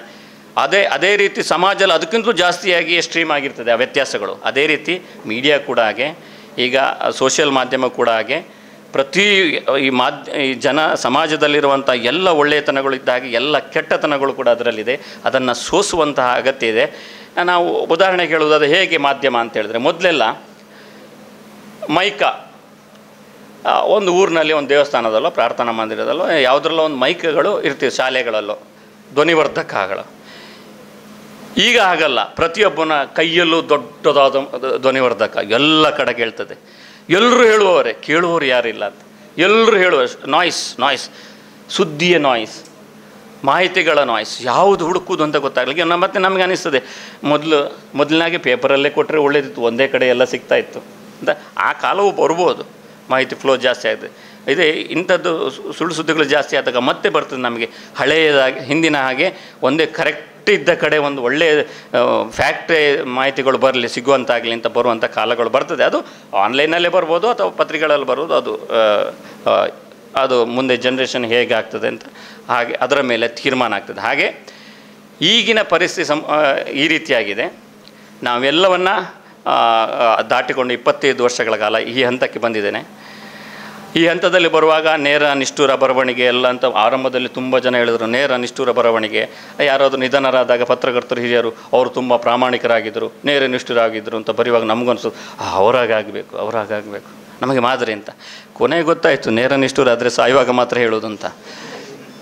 ಅದಕ್ಕಿಂತ ಮುಂಚೆ ಇರುವಾಗ ಪಬ್ಲಿಸಿಟಿ ಏನು ಸೆಲೆಬ್ರಿಟಿ ಆಗಬೇಕಾದ್ರೆ ಬಾ ಸೆಟ್ಟಿಗೆ ಬಾ ಅಂತ ಆ ಥರದ ರೀಲ್ಸ್ಗಳನ್ನು ಮಾಡಿದರೆ, ಅಂದರೆ ಪತ್ರಕರ್ತರು ವಿಮರ್ಶೆಗಳನ್ನು ಮಾಡಬೇಕು, ನ್ಯೂಸ್ನ ಜೊತೆ ವ್ಯೂಸ್ ಮಾಡಬೇಕು, ಆ ರೀತಿಯಾದ ರೀಲ್ಸ್ಗಳನ್ನು ಮಾಡ್ತಾ ಇದ್ದಾರೆ. ಅಂದರೆ ಅಂತಹ ಒಂದು ಪ್ರಚಾರ ಪಬ್ಲಿಸಿಟಿ ಯುಗದಲ್ಲಿದ್ದೇವೆ ನಾವು. ಈ ಥರ ಪ್ರಾಮಾಣಿಕತೆ, ನಕ್ಸಲ್, ಟೆರರಿಸ್ಟ್ ಹೇಳಿದ್ರೆ ಏನು, ಮನೆಗೆ ಎಷ್ಟು ಪೊಲೀಸ್ ಇನ್ಸ್ಪೆಕ್ಟ್ರು SIಗಳು ನಮ್ಮ ಆಫೀಸಿಗೆ ಏನು ಭದ್ರತೆಗೆ ಬರಬೇಕಾಗ್ತದೆ. ಅಂದರೆ ಬಂದಿದ್ದರು, ಅದೆಲ್ಲ ಹೇಳುವಂಥದ್ದಲ್ಲ, ತುಂಬ ಘಟನೆಗಳಾಗ್ತದೆ. ಅದಾದಮೇಲೆ ಒಂದು ಹಂತದಲ್ಲಿ ಅರ್ಥ ಆಗ್ತದೆ. ಬಟ್ ನಾವು ಆ ದಾರಿಯಲ್ಲಿ ಬಂದಿದ್ದೇವೆ, ಹಿಂದೆ ತಿರುಗಿ ಹೋಗಲಿಕ್ಕೆ ಏನು ಮುಕ್ಕಾಲ್ವಾಸಿ ಸಮುದ್ರದಲ್ಲಿ ನದಿಯಲ್ಲಿ ದಾಟ್ತಾ ಇದ್ದೇವೆ. ಇನ್ನು ವಾಪಸ್ ಬೇರೆ ದಾರಿ ಇದೆ ಅಂತ ಹೋಗ್ಲಿಕ್ಕೆ ಆಗ್ತದೆ. ಇನ್ನು ಅದರಲ್ಲೇ ಹೋಗೋದು ನಾವು. ಆದರೆ ಅದರಲ್ಲಿ ನಮ್ಗೆ ಯಾವತ್ತೂ ವಿಷಾದ ಇಲ್ಲ. ಕೆಲವೊಂದು ಕಷ್ಟನಷ್ಟು ನೋವುಗಳಾಗಿದ್ದು, ಬಟ್ ನಮಗೊಂದು ಆ ತೃಪ್ತಿ ಸಿಗ್ತಾ ಇದೆ ಅಲ್ಲ ಆ ಮೀಡಿಯಾದಲ್ಲಿ ವಿಶ್ವಾಸಾರ್ಹ ಸುದ್ದಿ ಮಾಡೋದರಲ್ಲಿ. ಅದರಲ್ಲಿ ನಮಗೆ ತುಂಬ ಖುಷಿಯನ್ನು ಕಾಣ್ತದೆ. ಬಹುಶಃ ಇವರು 2-3 ಸರಿ ಕರೆದ್ರು ಬರಬೇಕು ನೀವು ಅಂತ, ಬರಲಿಕ್ಕೆ ಆಗಲಿಲ್ಲ. ನನಗೆ ಇವರು ಹೇಳಿದ ಮೇಲೆ ನೆನಪಾಯಿತು, ಅವ್ರು ಕರೆದಿದ್ರಲ್ಲ. ಹಾಗೆ ನಾವು ಬೇಗ ಮರ್ತು ಬಿಡ್ತೇನೆ, ಕಷ್ಟವೋ ಏನೋ. ಹಾಗಾಗಿ ಆದರೆ ಕಷ್ಟಗಳನ್ನು ನಷ್ಟಗಳನ್ನು ಆದರೆ ನಾವು ಮಾಡಿದ ಹಿಂದೆ ತಿರುಗಿ ನೋಡಾಗ ನನಗೊಂದು ಸಂತೃಪ್ತಿಯ ಭಾವ ಇದೆ ಈ ಪತ್ರಿಕೋದ್ಯಮದಲ್ಲಿ. ನೀವು ಕೂಡ ಆ ಮಾಧ್ಯಮ ಯಾವತ್ತೂ ಕೂಡ ಒಂದು ವಿಶ್ವಾಸಾರ್ಹವಾದಂಥ ಮಾಧ್ಯಮ ಇದ್ದಾಗೆ ನೀವು ಕೂಡ ವಕೀಲರು ನೀವು ವಿಶ್ವಾಸಾರ್ಹವಾಗಿ ಇದನ್ನು ನಿಮ್ಮ ವೃತ್ತಿಯನ್ನು ಮಾಡಿ ವಿಶ್ವಾಸ ಉಳಿಸ್ಕೊಳ್ಳುವ ಹಾಗೆ. ಇದು ಭ್ರಷ್ಟಾಚಾರ ಈಗ ಸಿಕ್ಕಾಪಟ್ಟೆ ಜಾಸ್ತಿ ಆಗಿರುವಂಥ ಈ ಕಾಲಘಟ್ಟದಲ್ಲಿ ನಮ್ಮ ಇವರಿಗೆ ಹೇಳಿದ್ದಾರೆ, ಒಬ್ಬ ಪತ್ರಕರ್ತನಿಗೂ ಕೂಡ ಯಾಕೆ ರಕ್ಷಣೆ ಕೊಡ್ತಾರೆ ಅಂತ ಹೇಳಿದ್ರೆ, ಸ್ಟಿಂಗ್ ಆಪರೇಷನ್ ಮಾಡುವಾಗ ಒಂದು ಕೇಸ್ನಲ್ಲಿ ಹೇಳ್ತಾರೆ, ಬೇಕಾದರೆ ನಿಮಗೆ ಅಗತ್ಯ ಬಿದ್ದಾಗ ನೀವು ಪ್ರಶ್ನೆ ಕೇಳಿದರೆ ನಾನು ಅದನ್ನು ವಿವರಿಸ್ತೇನೆ. ಪತ್ರಕರ್ತನು ಒಬ್ಬ ಭ್ರಷ್ಟಾಚಾರವನ್ನು ಹೋಗಲಾಡಿಸಲಿಕ್ಕೆ ಪ್ರಯತ್ನ ಪಡ್ತಾನೆ ಎನ್ನುವ ಕಾರಣಕ್ಕಾಗಿ ಅವನಿಗೆ ಸ್ಟಿಂಗ್ ಆಪರೇಷನ್ ತನಿಖಾ ಪತ್ರಿಕೋದ್ಯಮ ಮಾಡಲಿಕ್ಕೆ ಅವಕಾಶ ಮಾಡಿಕೊಟ್ಟಿದೆ. ಇಲ್ಲದಿದ್ದರೆ ಅವರಿಗೆ ವಿಶೇಷವಾದಂಥ ಪ್ರದತ್ತವಾದಂಥ ಅಧಿಕಾರಗಳಿಲ್ಲ ಅಂತ. ಹಾಗೆ ಹೇಳ್ತಾ ಯಾರಿಗಾದರೂ ಏನಾದರೂ ಪತ್ರಕರ್ತರ ಮೇಲೆ, ಪತ್ರಿಕಾ ಮಾಧ್ಯಮದ ಮೇಲೆ ಅಥವಾ ವಿಶ್ವಾಸಾರ್ಹ ಬಗ್ಗೆ ಏನಾದರೂ ಪ್ರಶ್ನೆಗಳಿದ್ದರೆ ಹೇಳಿದರೆ ಅದು ಚೆಂದ ಆಗ್ತದೆ. ಯಾಕಂದರೆ ವಿದ್ಯಾರ್ಥಿಗಳು ಸಂವಾದ ಇದ್ದರೆ ಹೇಳ್ಬೋದು. ನಾನೇನು ದೊಡ್ಡ ಮೆಮೊರಿ ಪವರ್ ಇಲ್ಲ ನನಗೆ. 2023ರಲ್ಲಿ 1853ರಲ್ಲಿ ಆ ರೀತಿ ನಾನು ಮಾತಾಡುವಲ್ಲ. ನನ್ನ ಅನುಭವದ ಮೇಲೆಗೆ ಹೇಗೆ ಪ್ರಾಕ್ಟಿಕಲ್ ಆಗಿತ್ತು ಅದನ್ನು ಹೇಳೋದು. ಪ್ರಶ್ನೆ ಹೇಳ್ಬೋದು. ಹೇಳಿ, ತಮ್ಮ ಹೆಸರು ಹೇಳಿ. ಹಾಂ, ಯಾವೂರು? ಹಾಂ, ಗೊತ್ತಾಯಿತು. ಹಾಂ,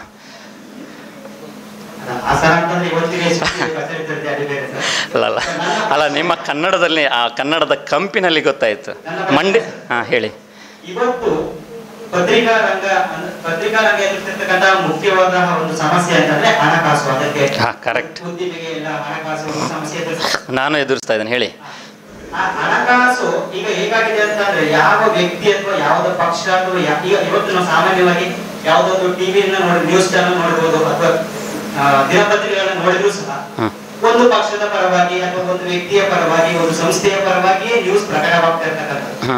ಸೊ ಇಂತಹ ವ್ಯವಸ್ಥೆಯಲ್ಲಿ ನಮಗೆ ಎಲ್ಲಿ ಪತ್ರಿಕಾ ಧರ್ಮ ಅನ್ನೋದು ಎಲ್ಲಿ ಕಾಣಿಸುತ್ತದೆ ಇದರಲ್ಲಿ? ಒಂದು ಒಳ್ಳೆಯ ಪ್ರಶ್ನೆ. ನನಗೂ ಇದು ಪ್ರಶ್ನೆ ಈಗ. ಆದರೆ ನೀವು ಹೇಳಿದ ಕೆಲವೊಂದು ಪ್ರಶ್ನೆಗಳಿಗೆ ಉತ್ತರ ಸಿಕ್ಕಿದೆ. ಒಂದು ಕಸ್ತೂರಿ ಟಿವಿ ಅಂತ ಇತ್ತು JDSನ. ಅಲ್ಲಲ್ಲ, ನಾನು ಹೇಳ್ತೇನೆ.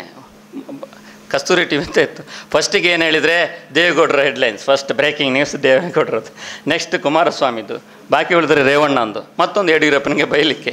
ನಾನು ಯಾವತ್ತೂ ಅದನ್ನು ಕುತೂಹಲದಿಂದ ನೋಡೋದು. ನೀವು ಕುತೂಹಲದಿಂದ ನೋಡಿದ್ರೆ ನಿಮ್ಗೆ ಗೊತ್ತಾಗ್ತದೆ ಯಾರು ಫೇವರ್ ಮಾಡ್ತಾ ಇದ್ದಾರೆ ಅಂತ. ನಾನು ಓಪನ್ ಆಗಿ ಮೊದಲಿಂದಲೂ ಹೇಳ್ತಾ ಬಂದಿದ್ದೇನೆ. ಹಾಗಾಗಿ ಕೇಸ್ಗಳು ಅಂದರೆ ನಾನು ಒಂದು ಕೇಸ್ ನಿಮಗೆ ಹೇಳ್ತೇನೆ. ರೋಷನ್ ಮಾಣಿ ಅಂತ ಕಟ್ ಮಾಡಿ ಇದನ್ನು ಡಿಫಮೇಷನ್ ಕೇಸ್ ಎಲ್ಲ ಸನ್ಮಾನ ಮಾಡ್ತಾರೆ. ಅವನು ಮೀಡಿಯಾ ಇದೆ, ಅವನು ಪತ್ರಕರ್ತರಿಗೆ ಸನ್ಮಾನ ಮಾಡ್ತಾನೆ. ನಿಮ್ಮ ಇದಕ್ಕೆ ಬರ್ತಾ ಇದ್ದೇನೆ. ಒಂದು ಕೇಸ್ ಆಗಿದೆ, ಕನ್ವಿಕ್ಷನ್ ಆಗಿದೆ. ಹೌದು, ಕೇರಳದ ಕೋರ್ಟ್ನಲ್ಲಿ ನಮ್ಮ CCB ಅವರಾದರೂ ಎಲ್ಲ ಡಾಕ್ಯುಮೆಂಟ್ ಇತ್ತು, ಅದನ್ನು ನಾನು ಡಾಕ್ಯುಮೆಂಟನ್ನು ಕೊಟ್ಟಿದ್ದೇನೆ.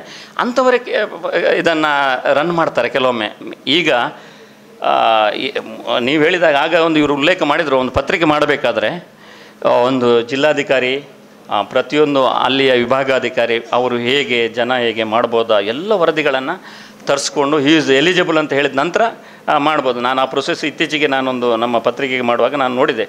ತುಂಬ ಕಷ್ಟ ಇದೆ ಪ್ರೊಸೆಸ್. ಆದರೆ ಹಣ ಬಲ ಧನ ಬಲ ಇರುವಾಗ ಈಗ ನೋಡಿ ಅಂತಹ ವಂಚಕ ಶಿಖಾಮಣಿಯ ಒಂದು ಪತ್ರಿಕೆಯನ್ನು ಮಾಡಬೇಕು ಅಂದರೆ ಅದನ್ನು ಫಾಲೋ ಮಾಡೋದು ಮುಖ್ಯ ಆಗಿರುತ್ತದೆ.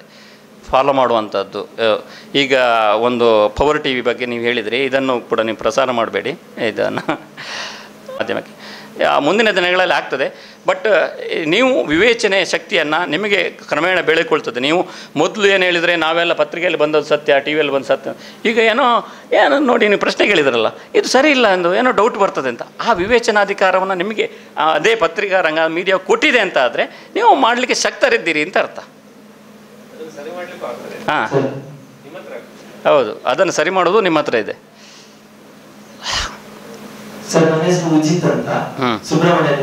ಉಚಿತ? ಹಾಂ, ಗ್ಯಾರಂಟಿ. ಈಗ ನೀವು ಈ ಸರ್ತಿ ಎಲೆಕ್ಷನ್ ಅಲ್ಲಿ ಯಾವ್ದಕ್ಕೆ ವೋಟ್ ಹಾಕಿದ್ದು ಅಂತ ಕೇಳ್ಬೋದು ಸರ್. ಅದು ರಹಸ್ಯ ಮತ ಅಂತ ಹೇಳ್ತಾರೆ. ಅಲ್ಲ, ಒಂದು ಹೇಳುದಾದ್ರೆ ಗೆದ್ದವರಿಗೆ ಓಟ್ ಹಾಕಿದಂತ ಸುಲಭದಲ್ಲಿ ಜಾರಿಸಿ ಬಿಡುವಂತ ಒಂದು ವರ್ಗ ಇದೆ. ಇನ್ನು ಕರೆಕ್ಟ್ ಆಗಿ ಒಂದು ಪಿನ್ ಇಟ್ಟು ನಾನು ಇದಕ್ಕೆ ವೋಟ್ ಹಾಕಿದ್ದು ಅದು ನಿಮಗೆ ಅಂತಲೇ ಯಾರಿಗೆ ಹೇಳಿಕ್ಕೆ ಸ್ವಲ್ಪ ಇಲ್ಲ. ಅಲ್ಲ ಹೇಳುವವರಿಗೆ ಹೇಳ್ಬೋದು, ಹಕ್ಕಿದೆ. ನೀವು ಯಾರಿಗೆ ಓಟ್, ಆದ್ರೆ ಹೇಳದೆ ಇರುವಂತದ್ದು ಕೂಡ ಹಕ್ಕಿದೆ. ಹಾಗಾಗಿ ಎರಡು ಹಕ್ಕಿನ ಅಲ್ಲ, ಒಂದು ಹಕ್ಕನ್ನು ಯೂಸ್ ಮಾಡ್ತೇನೆ, ಹೇಳದೆ ಇರುವಂತದ್ದು. ನಾನು ಹೇಳುದು, ನಾನು PUC ಇಲ್ಲೇ ಕಲ್ತವನು, ವಿವೇಕಾನಂದ ಪುತ್ತೂರು PU ಕಾಲೇಜಲ್ಲಿ. ಬಸ್ ಸ್ಟ್ಯಾಂಡ್ ಹೋಗ್ತಿರ್ಬೇಕಾದ್ರೆ ನೀವು ಅಂದ್ರೆ ಮಾಧ್ಯಮ ಆಗಿರ್ಬೋದು ಅಥವಾ ಮೀಡಿಯಾ ಅಂತ ಹೇಳುವಾಗ ಬಂದು ನಾನು ಯಾವ್ದಕ್ಕೆ ವೋಟ್ ಹಾಕಿದ್ದು ತನ್ನದೆಲ್ಲ ರಹಸ್ಯ ಮತ ಆಗಿರುವಾಗ ಮತ್ತೊಬ್ಬರ ಹತ್ರ ಬಂದು ತಾವು ಯಾವ್ದಕ್ಕೆ ವೋಟ್ ಹಾಕಿದ್ದೀರಿ ಅಥವಾ ತಾವು ಯಾವ ರೀತಿಯಲ್ಲಿ ವೋಟ್ ಯಾವ್ದಕ್ಕೆ ಹಾಕಿದ್ದೀರಿ, ನೀವು ಇಂಥವ್ರು ಗೆದ್ರೆ ಯಾವ ರೀತಿಯಲ್ಲಿ ಒಳ್ಳೇದಾಗ್ತದೆ, ನಿಮ್ಮ ಅಭಿಪ್ರಾಯ ಏನು ಅಂತ ಕೇಳುವಂಥದ್ದು. ಎಷ್ಟರ ಮಟ್ಟಿಗೆ ಒಂದು ಸರಿ ಮತ್ತು ಎಷ್ಟರ ಮಟ್ಟಿಗೆ ತಪ್ಪು ಮತ್ತು ಇದರ ಬಗ್ಗೆ ನಿಮ್ಮ ಅನಿಸಿಕೆ ಏನಂತ ಹೇಳಿ ನಮ್ಮ ಎಲ್ಲರನ್ನ ಒಂದು ಮನಸ್ಸಿಗೆ ಮನದಾಳನ ಮಾಡ್ತೀವಿ. ಒಂದು ಅದ್ಭುತವಾದ ಪ್ರಶ್ನೆ. ಆದರೆ ಈ ಪ್ರಶ್ನೆಗೆ ಉತ್ತರಿಸುವುದು ಎಷ್ಟು ಉಚಿತವೋ ಅಂತ ನಾನು ಆಲೋಚನೆ ಮಾಡ್ತಾ ಇದ್ದೇನೆ. ಯಾಕಂದರೆ ಇದು ಉಚಿತಗಳ ಯುಗ ಅಲ್ವಾ. ಅದು ಸಲಹೆ ಉಚಿತ ಇರಲಿ. ನೀವು ಹೇಳಿದ ಪ್ರಶ್ನೆಗೆ ನಾನು ಮೊದಲೇ ಆನ್ಸರನ್ನು ಹೇಳಿದ್ದೇನೆ. ನಿಮಗೆ ಯಾರಿಗೆ ಹಾಕಿದ್ದೇನೆ, ಯಾರು ಬರಬೇಕು, ಯಾರು ಬಂದರೆ ಒಳ್ಳೆಯದು ಹೇಳುವಂಥದ್ದು ನಿಮ್ಮದು ಹಕ್ಕದು. ನೀವು ಹಕ್ಕನ್ನು ಬಳಸಿಕೊಳ್ಬೋದು. ಯಾರಿಗೆ ಓಟ್ ಹಾಕಿದ್ದೇನೆ ಅದನ್ನು ನಾನು ಹೇಳುವುದಿಲ್ಲ, ಅದು ನನ್ನ ರಹಸ್ಯ, ನನ್ನ ವೈಯಕ್ತಿಕ ಹಕ್ಕು. ಅದನ್ನು ನೀವು ಬಳಸ್ಕೊಳ್ಬೋದು. ಹಾಗಂತ ವೈಯಕ್ತಿಕ ಹಕ್ಕು ಜನರಲ್ಲಿ ಕೇಳಬೇಕು, ನಿಮಗೆ ಹೇಳ್ಬೋದಾ? ಕೆಲವರಿಗೆ ಅದನ್ನು ಹೇಳಬೇಕು ಅಂತ ಆಸೆ ಇರ್ತದೆ. ನೋಡಿ, ಇವ್ರು ಬಂದರೆ ಒಳ್ಳೇದಾಗ್ತದೆ, ಅವಳು ಒಳ್ಳೇದು ಮಾಡಿದ್ದಾರೆ, ಅದು ಹಕ್ಕು. ಯಾಕಂದರೆ ಒಳ್ಳೆಯದನ್ನು ಮಾಡಿದ್ದನ್ನು ಹೇಳಬೇಕಾದ್ರೆ ಹಕ್ಕು. ಇವು ಒಳ್ಳೇದು ಮಾಡಲಿಲ್ಲ, ನಾ ಹಾಕೋದಿಲ್ಲ, ಅದು ಕೂಡ ಹಕ್ಕು. ಅಲ್ಟಿಮೇಟ್ ವಿವೇಚನೆ ಅನ್ನುವಂಥ ನಿಮಗೆ ಬಿಟ್ಟದ್ದು, ಯಾರು ಒಳ್ಳೇದು ಮಾಡಿದ್ದಾರೆ, ಯಾರು ಒಳ್ಳೇದು ಮಾಡಲಿಲ್ಲ ಅಂತ. ಎರಡೂ ಕೂಡ ಸರಿ. ಮತ್ತೆ ನೀವು ಹೇಳಬೇಕು, ಅದು ಓಟ್ ಹಾಕಿದ್ದು ಯಾರಿಗೆ ಹಾಕಿದ್ದು ಹೇಳಬೇಕು ಅಂತ ಒತ್ತಾಯ ಮಾಡಿದರೆ, ನೀವು ಹೇಳಬೇಕು ಅಂತ ಅವನ ಹತ್ರ ಚೆಕ್ ಮಾಡಿ ಅಲ್ಲಿ ಹೋಗಿ ಇವ್ರ ಹತ್ರ ಕೇಳಿ CC ಕ್ಯಾಮರಾ ಇಟ್ಟು ನೋಡಿದರೆ ಅದು ದೊಡ್ಡ ತಪ್ಪು, ಅದು ಖಂಡಿತ ದೊಡ್ಡ ತಪ್ಪು. ಆದರೆ ನಾನು ಯಾರಿಗೆ ಹಾಕಿದ್ದೇನೆ, ಯಾರಿಗೆ ಹಾಕ್ತೇನೆ, ಯಾರಿಗೆ ಹಾಕೋದಿಲ್ಲ, ಅದು ಹೇಳೋದು ಅವನ ಹಕ್ಕು. ಅದನ್ನು ಅವನು ಯಾವಾಗ ಬೇಕಾದರೂ ಆ ಹಕ್ಕನ್ನು ಚಲಾಯಿಸ್ಬೋದು. ಹೇಳದೇ ಇರುವ ಮೂಲಕ ಹಕ್ಕನ್ನು ಉಳಿಸ್ಕೊಳ್ಬೋದು. ಹಾಗೆ ಇದು ಅದರ ಔಚಿತ್ಯವನ್ನು ಅವನೇ ತಿಳ್ಕೊಳ್ಬೇಕು. ಹೇಳಬೇಕೋ ಬೇಡವೋ ಅದು ಅಗೇನ್ ವಿವೇಚನಾಧಿಕಾರ ನಿಮಗೆ ಬಿಟ್ಟದ್ದು. ಹೇಳದೇ ಇರ್ಬೋದು, ಇವರಿಗೆ ಮಾಡೋಕ್ಕೆ ಬೇರೆ ಕೆಲಸ ಇಲ್ಲ ಅಂತ ನಾವು ಸುಮ್ಮನೆ ಕೂತ್ಕೊಳ್ಬೋದು. ಅದನ್ನು ಹೇಳದೆ ನಾನು ಯಾಕೆ ಹೇಳಬೇಕು ಅಂತ ಹೇಳಿ ಸುಮ್ಮನೆ ಕೂತ್ಕೊಳ್ಬೇಕು. ಮತ್ತು ನನಗೆ ಹೇಳಬೇಕು, ಅದೊಂದು ಒಳ್ಳೆಯದಾಗ್ತದೆ ಸಮಾಜಕ್ಕೆ ಅಂತ ಹೇಳಿದರೂ ಹೇಳ್ಬೋದು. ಅದು ಹೇಗೆ ನಿಮಗೆ ಹಕ್ಕು. ನಿಮ್ಮ ಕರ್ತವ್ಯ ಮಾತ್ರ ನೀವು ಮಾಡಲೇಬೇಕು, ಹಕ್ಕನ್ನು ಮಾತ್ರ ಬಳಸೋದಲ್ಲ.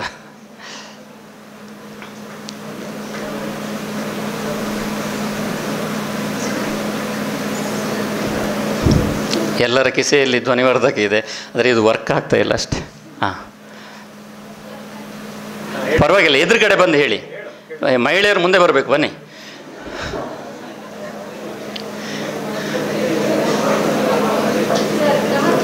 ನಮಸ್ತೆ ನಮಸ್ತೆ. ಹಾಂ ಹಾಂ. ಇಲ್ಲ ಇಲ್ಲ, ಹೇಳ್ತಾರೆ ಅಷ್ಟೇ, ಸುಳ್ಳು ಅದೆಲ್ಲ. ಹಾಂ, ಭಾವನೆ. ಹ್ಞೂ. ಸಮಾಜಕ್ಕೆ ಒಂದು ಕಾಂಟ್ರಿಬ್ಯೂಷನ್ ಅನ್ನು ಕೊಡುವಂಥದ್ದು. ಹ್ಮ್. ಆದ್ರೆ ಅದು ನಿಜವಾಗ್ಲೂ ಈಗ ಬಿಸ್ನೆಸ್ ಆಗಿ ಇರುವಾಗ ಅದು ನಿಜವಾಗ್ಲೂ ಆ ಕಾಂಟ್ರಿಬ್ಯೂಷನ್ ಸಮಾಜಕ್ಕೆ ಜನರಿಗೋಸ್ಕರ ಕೊಡ್ತಾ ಇದೆಯಾ? ಒಳ್ಳೆ ಪಾಯಿಂಟ್. ನಾನು ಇದನ್ನು ಅಗೇನ್ ಮತ್ತೊಂದು ಹೇಳ್ತೇನೆ. ಹಾಂ, ಅದು ಮರ್ತು ಹೋಗ್ತದೆ ನನಗೆ. ಈಗ ಒಂದು ಹೇಳ್ತೇನೆ. ಅಲ್ಲೇ ಕೂತ್ಕೊಳ್ಳಿ, ಅಲ್ಲಿ ಕುರ್ಚಿದೆ. ಸ್ವಾತಂತ್ರ್ಯ ನಾನು ಹೇಳಿದೆ, ಆವಾಗ ಪತ್ರಿಕೆಗಳು ಹೇಗಿತ್ತು, ಆವಾಗ ಪತ್ರಿಕೆ ಮಾಡುವವರು ಹೇಗಿದ್ದರು, ಆಗ ಜನ ಹೇಗಿದ್ದರು. ಸ್ವಾತಂತ್ರ್ಯ ತಗೊಳ್ಬೇಕು, ನಮ್ಮ ಹತ್ರ ಏನಿಲ್ಲ, ಹೋರಾಟ ಮಾಡಬೇಕು, ಪ್ರತಿಭಟನೆ ಏನು ಬ್ರಿಟಿಷರ ವಿರುದ್ಧ ಪ್ರತಿಭಟನೆ, ಸ್ವಾತಂತ್ರ್ಯ, ದೇಹವನ್ನೇ ನಮ್ಮ ಪ್ರಾಣವನ್ನೇ ತ್ಯಾಗ ಮಾಡಿದಂಥ, ರಕ್ತವನ್ನು ಚೆಲ್ಲಿದಂಥ ಹೋರಾಟಗಾರರು ಆವಾಗ ಪತ್ರಿಕೆಗಳನ್ನು ಕಟ್ಟಿದರು. ಬಾಲಗಂಗಾಧರ ಕೇಸರಿ ತಿಲಕರು ಎಂಥ ಹೋರಾಟ ಮಾಡಿ ಅಂದರೆ ಜೀವವನ್ನೇ ತ್ಯಾಗ ಮಾಡಿದರು. ಅದಕ್ಕೋಸ್ಕರ ಜನರಿಗೆ ಮಾಹಿತಿ ಕೊಡಿ, ನಮಗೆ ಸ್ವಾತಂತ್ರ್ಯ ಸಿಕ್ಕಲಿ, ನಮ್ಮ ಹಕ್ಕನ್ನು ಚಲಾಯಿಸಬೇಕು, ನಾವು ಬದುಕಬೇಕು, ಗುಲಾಮದಿಂದ ದಾಸ್ಯದಿಂದ ಮುಕ್ತಿ ಹೊಂದಬೇಕು ಅಂತ ಆವಾಗ ಪತ್ರಿಕೆಗಳು ಬಂತು. ಆಗ ಪತ್ರಿಕೆ ಮಾಡುವವರು ಕೂಡ ಆಗಿದ್ದರು, ಪ್ರತಿಭಟನೆ ಮಾಡುವವರು ಕೂಡ ಆಗಿದ್ದರು. ಈಗ ಪ್ರತಿಭಟನೆ ಮಾಡುವವರು ಹೇಗಿದ್ದಾರೆ? ಪ್ರತಿಭಟನೆ ಮಾಡುವವರು ಏನು ಮಾಡ್ತಾರೆ ಹೇಳಿದರೆ, ಅವರಿಗೆ ಇಷ್ಟು ಇದಾಗಿರ್ತದೆ, ನಾವು ಇಷ್ಟಕ್ಕೆ ಮಾಡಿ ಕೂಟು ಕಾರ್ಯಾಚರಣೆಯಲ್ಲಿ ಹೊರಗೆ ಬಂದಿತ್ತಲ್ಲ, ನಾವೇನು ಮಾಡಿದರೆ ಪ್ರತಿಭಟನೆ ನಾವು ರಾಜ್ಯಾದ್ಯಂತ ಮಾಡ್ತಾರೆ, ಇಷ್ಟು ಕೊಡಬೇಕು ಪ್ರತಿಭಟನೆ ಅಂದರೆ. ಸಮಾಜದಲ್ಲಿ ಆ ರೀತಿಯ ಪ್ರತಿಭಟನೆಗಳಿದೆ. ಹಿಂದೆ ಮನಸ್ಸಾಕ್ಷಿಯಿಂದ ರಕ್ತವನ್ನು ಚೆಲ್ಲಿ ಇದು ಮಾಡ್ತಾರೆ. ಈಗ ಬಿಸ್ನೆಸ್ ಆಗಿದೆ ಪ್ರತಿಭಟನೆಗಳು, ಕೆಲವೊಂದು ಹೆಚ್ಚಿನದ್ದು. ಅಂದರೆ ಮೇಲ್ಗಡೆಯಿಂದ ಫೋನ್ ಬರ್ತದೆ, ಈಗ ಅವರು ಸಂಸತ್ತಿನಲ್ಲಿ ಆಭಾಷಣ ಮಾಡಿದ್ದಾರೆ, ಆ ಶಬ್ದ ಬಳಸಿದ್ದಾರೆ, ಎಲ್ಲ ಶಾಖೆಗಳಲ್ಲಿ ಎಲ್ಲ ಜಿಲ್ಲಾ ವಿಭಾಗಗಳು ಎಲ್ಲರೂ ಪ್ರತಿಭಟನೆ ಮಾಡಿ ಅಂತ. ಈಗಂತೂ ಯಾವುದು ಪ್ರತಿಭಟನೆ ಮಾಡಲಿಕ್ಕೆ ಅಷ್ಟು ವಿಷಯಗಳು ಪ್ರತಿದಿನ, ನೀಟ್ ಅದು ಇದು ಎಲ್ಲ, ಅಂದರೆ ಒಳ್ಳೆ ವಿಚಾರಗಳಿರ್ತದೆ, ಆದರೆ ರಾಜಕೀಯ ಬೇಸಿಡ್ ಆಗಿರ್ತದೆ, ಬಿಸ್ನೆಸ್ ವ್ಯವಹಾರದ ಬೇಸಿಗೆ ಆಗಿರ್ತದೆ, ಸ್ವಾರ್ಥಗಳಿರ್ತದೆ ಎಲ್ಲವೂ. ಅಗೈನ್ ಈಗಿನ ಸಮಾಜದ ಮಟ್ಟದಲ್ಲಿ ಎಲ್ಲವೂ ಆ ರೀತಿಯಾಗಿದೆ ಬಿಸ್ನೆಸ್. ಮತ್ತು ಹಿಂದೆ ಪತ್ರಿಕೆಗಳನ್ನು ನಡೆಸಲಿಕ್ಕೆ ಯಾರೋ ಅದು ಉದಾತ್ತವಾಗಿ ತನ್ನ ಕೆಲಸವನ್ನು ಬಿಟ್ಟು ಕುಟುಂಬವನ್ನು ಬದಿಗೊತ್ತಿ, ನೀವೆಲ್ಲ ಹಿಂದಿನ ಹಳೆ ಪಿಕ್ಚರ್ಗಳನ್ನು ನೋಡ್ತಿರಲ್ಲ, ಅವನು ಏನು ಪತ್ರಿಕೆ ಮೊಳೆ ಹಚ್ಚು ಮಾಡ್ತಾ ಇರ್ತಾನೆ, ಅವ ಬಂದು ಒಬ್ಬ ರಾಜಕಾರಣಿ ಇನ್ನೊಬ್ಬ ಗೂಂಡ ಬಂದು ಅವನಿಗೆ ಒದ್ದಿತಾನೆ, ಅವನ ಕನ್ನಡಕ್ಕೆ ಕೆಳಗೆ ಬಿಡ್ತದೆ, ಕನ್ನಡಕದ ಮೇಲೆ ಕಾಲಿಡ್ತಾನೆ. ಅವನ ಪತ್ರಕರ್ತನ ಪರಿಸ್ಥಿತಿ ಆಗಿರ್ತಂತ, ಅಂಥ ಪರಿಸ್ಥಿತಿ ಇತ್ತು ಆವಾಗ. ಈಗ ಹಾಗಲ್ಲ, ಈಗ ಟೈ ಹಾಕ್ಕೊಳ್ತಾರೆ, ಶೂಟ್ ಬೂಟ್ ಹಾಕ್ತಾರೆ, ದೊಡ್ಡ ದೊಡ್ಡ ಗಾಡಿಯಲ್ಲಿ ಓಡಾಡ್ತಾರೆ.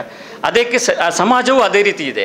ಸಮಾಜಕ್ಕೆ ಸರಿಯಾಗಿ ಈಗಿನ ಏನು ಬಿಸ್ನೆಸ್ ಕೂಡ, ಅಂದರೆ ಒಂದು ಪತ್ರಿಕೆ ರನ್ ಮಾಡುವಾಗ ಪತ್ರಿಕಾ ರಂಗ ಇದ್ದದ್ದು, ಪತ್ರಿಕಾ ಮಾಧ್ಯಮ ಇದ್ದದ್ದು, ಪತ್ರಿಕೋದ್ಯಮ ಆಯಿತು, ಮೀಡಿಯಾಗಳು ಕೂಡ ಆಯಿತು. ಅದರಲ್ಲೂ ಕೂಡ ಏನು ಮಾಧ್ಯಮಗಳಲ್ಲೂ ಕೂಡ ಇಷ್ಟೆಲ್ಲ ಆದರೂ ಕೂಡ ಯಾರೋ ಒಬ್ಬನಿಗೆ ಕಷ್ಟ ಆದಾಗ, ಯಾರೋ ಒಬ್ಬನಿಗೆ ಅನ್ಯಾಯ ಆದಾಗ ಫ್ರಂಟ್ ಪೇಜಲ್ಲಿ ನ್ಯೂಸ್ಗಳನ್ನು ಬರ್ತದೆ. ಏನು ಈಗ ಹಾಜಪ್ಪನಂಥವರನ್ನು ನಾವು ಮಾಡಿದ್ವಿ, ತುಂಬ ಜನ ಲೇಖನಗಳನ್ನು ಇವತ್ತು ಪತ್ರಿಕೆಗಳು ಮಾಡ್ತಾಯಿದೆ. ಯಾರಿಗೋ ಅನ್ಯಾಯ ಆಗಿದೆ, ಯಾರಿಗೋ ನೆರವು ಬೇಕು, ಇನ್ಯಾರೋ ಕಷ್ಟದಲ್ಲಿದ್ದಾನೆ, ಇನ್ಯಾರೋ ಹೊಟ್ಟೆ ಕಷ್ಟಪಟ್ಟು ಬರ್ತಾಯಿದ್ದಾನೆ.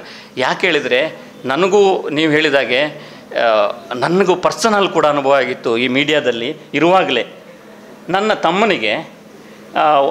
ತಮ್ಮ ಯಾವುದೋ ಆ್ಯನಿಮೇಷನ್ ಕೋರ್ಸಿಗೆ ಸೇರಿದ್ದಾನೆ. ಅವ ಎಲ್ಲ ಸಿಗ್ತದೆ ಅಂತೇಳಿ ಮೀಡಿಯಾದಲ್ಲೆಲ್ಲ ಪಬ್ಲಿಸಿಟಿ ಕೊಟ್ಟಿದ್ದ. ಕೊನೆಗಾಗುವಾಗ ಎಕ್ಸಾಮ್ ಮಾಡುವಾಗ ಎಕ್ಸಾಮ್ ಮಾಡ್ತಾಯಿಲ್ಲ, ಅವನಿಗೆ ಯಾವುದೇ BB ಅಪ್ರೂವಲ್ ಇರಲಿಲ್ಲ. ಹಿಂದೆ ಒಂದು 10-15 ವರ್ಷದಿಂದ ನಾನು ಪತ್ರಿಕೆಯಲ್ಲಿ ಬರೀಲಿಕ್ಕೆ ಹೋದರೆ ಅದು ನಮಗೆ ಆ್ಯಡ್ ಕೊಡ್ತಾರೆ, ಬರೀಲಿಕ್ಕೆ ಆಗೋದಿಲ್ಲ, ನ್ಯೂಸ್ ಹಾಕ್ಲಿಕ್ಕೆ ಆಗೋದಿಲ್ಲ ರೀ. ನನಗೆ ಅನುಭವ ಆಗಿದೆ ಅಂತ, ನನಗೇನು ಮೀಡಿಯಾ ಹೋಗಿ ಅಂತ ಹೇಳುವಂತಲ್ಲ. ವಾಸ್ತವ ಅಂದರೆ ಪ್ರತಿ ಮನೆಯಲ್ಲೂ ಏನು ಸಮಸ್ಯೆ ಇದ್ದಾಗೆ ಮೀಡಿಯಾದಲ್ಲೂ ಸಮಸ್ಯೆಗಳಿರ್ತದೆ, ಅಂದರೆ ಅದು ಮಾಡಲಿಕ್ಕಾಗೋದಿಲ್ಲ. ಆದರೆ ಹಾಗಂತ ಎಷ್ಟೋ ಜನರಿಗೆ ನಾನು ಆ ಪತ್ರಿಕೆಗಳಲ್ಲಿ ಎಷ್ಟೋ ಏನು ಕನ್ನಡಪ್ರಭದಲ್ಲಿರುವಾಗ KP ಆಪರೇಷನ್ ಅಂತ ಬರ್ತಾಯಿತ್ತು. ಎಷ್ಟೋ ಜನ ಲೆಕ್ಚರ್ಗಳಿಗೆ ಲಂಚ ಕೇಳ್ತಾಯಿದ್ರು, ಏನು ಮಾಡಲಿಕ್ಕೆ, ಏನೋ ಅವರನ್ನು ಪ್ರಮೋಷನ್ ಮಾಡಲಿಕ್ಕೋ ಇದು ಮಾಡಲಿಕ್ಕೆ. ನಾನು KP ಆಪರೇಷನ್ ಅಂತ ಮಾಡಿ ಎಷ್ಟೋ ಜನರಿಗೆ ನ್ಯಾಯವನ್ನು ಕೊಡಿಸಿದ್ದೇನೆ. ನ್ಯಾಯವನ್ನು ಕೊಡಿಸ್ಲಿಕ್ಕೆ ಆಗ್ತದೆ, ಮನಸ್ಸಿರಬೇಕು. ನಿಮ್ಮಂಥವ್ರು ಜಾಸ್ತಿ ಜನ ಮೀಡಿಯಾಕ್ಕೆ ಬರಬೇಕಾದ್ರೆ ನೀವು ಬನ್ನಿ ಅಲ್ಲ, ಅಂದರೆ ನಿಮ್ಮಂಥವ್ರು ಜಾಸ್ತಿ ಜನ ಬಂದಾಗೆ ಅದು ಸ್ವಚ್ಛ ಆಗ್ತದೆ. ಬಟ್ ಇದು ಬಿಸ್ನೆಸ್ ಕೂಡ ಇರ್ತದೆ, ಎರಡು ಕಡೆ ಸೇಮ್ ಇದರಲ್ಲಿ ರನ್ನಿಂಗ್ ಆಗಬೇಕು. ಹಾಗಾಗಿ ಅದೆಲ್ಲ ಅನಿವಾರ್ಯಗಳು ಇದೆಲ್ಲ. ಹಾಂ ಹಾಂ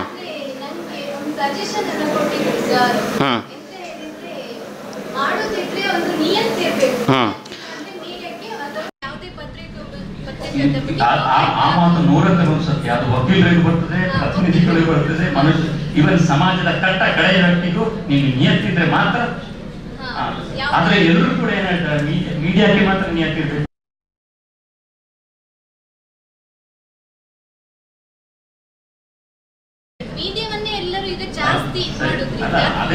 ಅದೇ ನಂಬಿಕೆಯ ಪ್ರಶ್ನೆಗೆ ನೀವು ನಂಬ್ತೀರಿ, ಹಾಗಾಗಿ ಅವ್ರು ಮಾಡ್ತಾರೆ. ನೀವು ಅವ್ರ ನಂಬಿಕೆ ಕಮ್ಮಿ ಮಾಡಿದಾಗ ಪುನಃ ಅವರು ಜಾಗೃತರಾಗ್ತಾರೆ.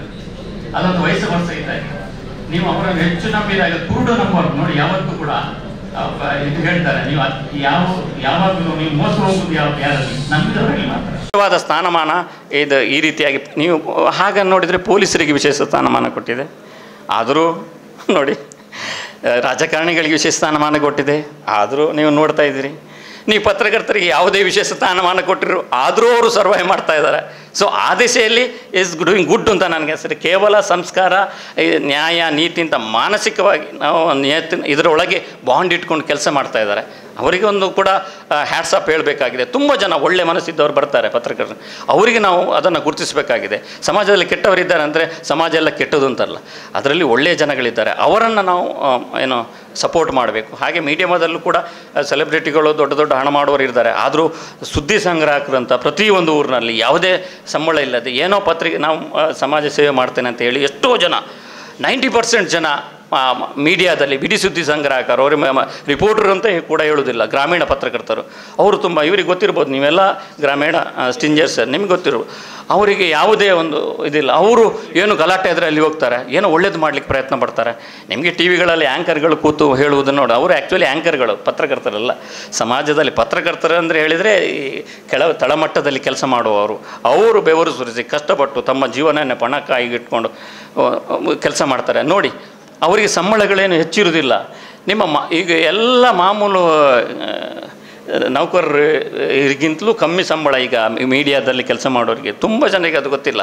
ಸೆಲೆಬ್ರಿಟಿಗಳು ಆದರೆ ದೊಡ್ಡ ಮಟ್ಟದಲ್ಲಿ PR ದೊಡ್ಡ ಮಟ್ಟದಲ್ಲಿ ಲಕ್ಷಗಟ್ಟಲೆ ದುಡಿಯುವಂಥ ಜರ್ನಲಿಸ್ಟ್ಗಳು ಇದ್ದಾರೆ. ನಿಮ್ಮ ಆಯ್ಕೆ ಅಷ್ಟೇ. ನೀವು ಕಷ್ಟಪಟ್ಟು ನಿಯತ್ತಾಗಿ ದುಡಿತೇನೆ ಅಂತ ಹೇಳಿದ್ರೆ ಹೀಗೆ ಕಷ್ಟಪಡ್ತಾ ಸಮಾಜದಲ್ಲಿ ಒಂಥರ ಬಲಿದಾನ, ತ್ಯಾಗ ಅಂತ ಆ ಮನೋವನ್ನು ದುಡಿದ್ರೆ ಖಂಡಿತ ನಿಮಗೆ ಆ ಥರದ ಜನಗಳೇ ಜಾಸ್ತಿ ಬರ್ತಾರೆ. ಇಲ್ಲ ಅಂತ ಹೇಳಿದ್ರೆ ಅದೇ ಯದ್ಭಾವಂ ತದ್ಭವತಿ.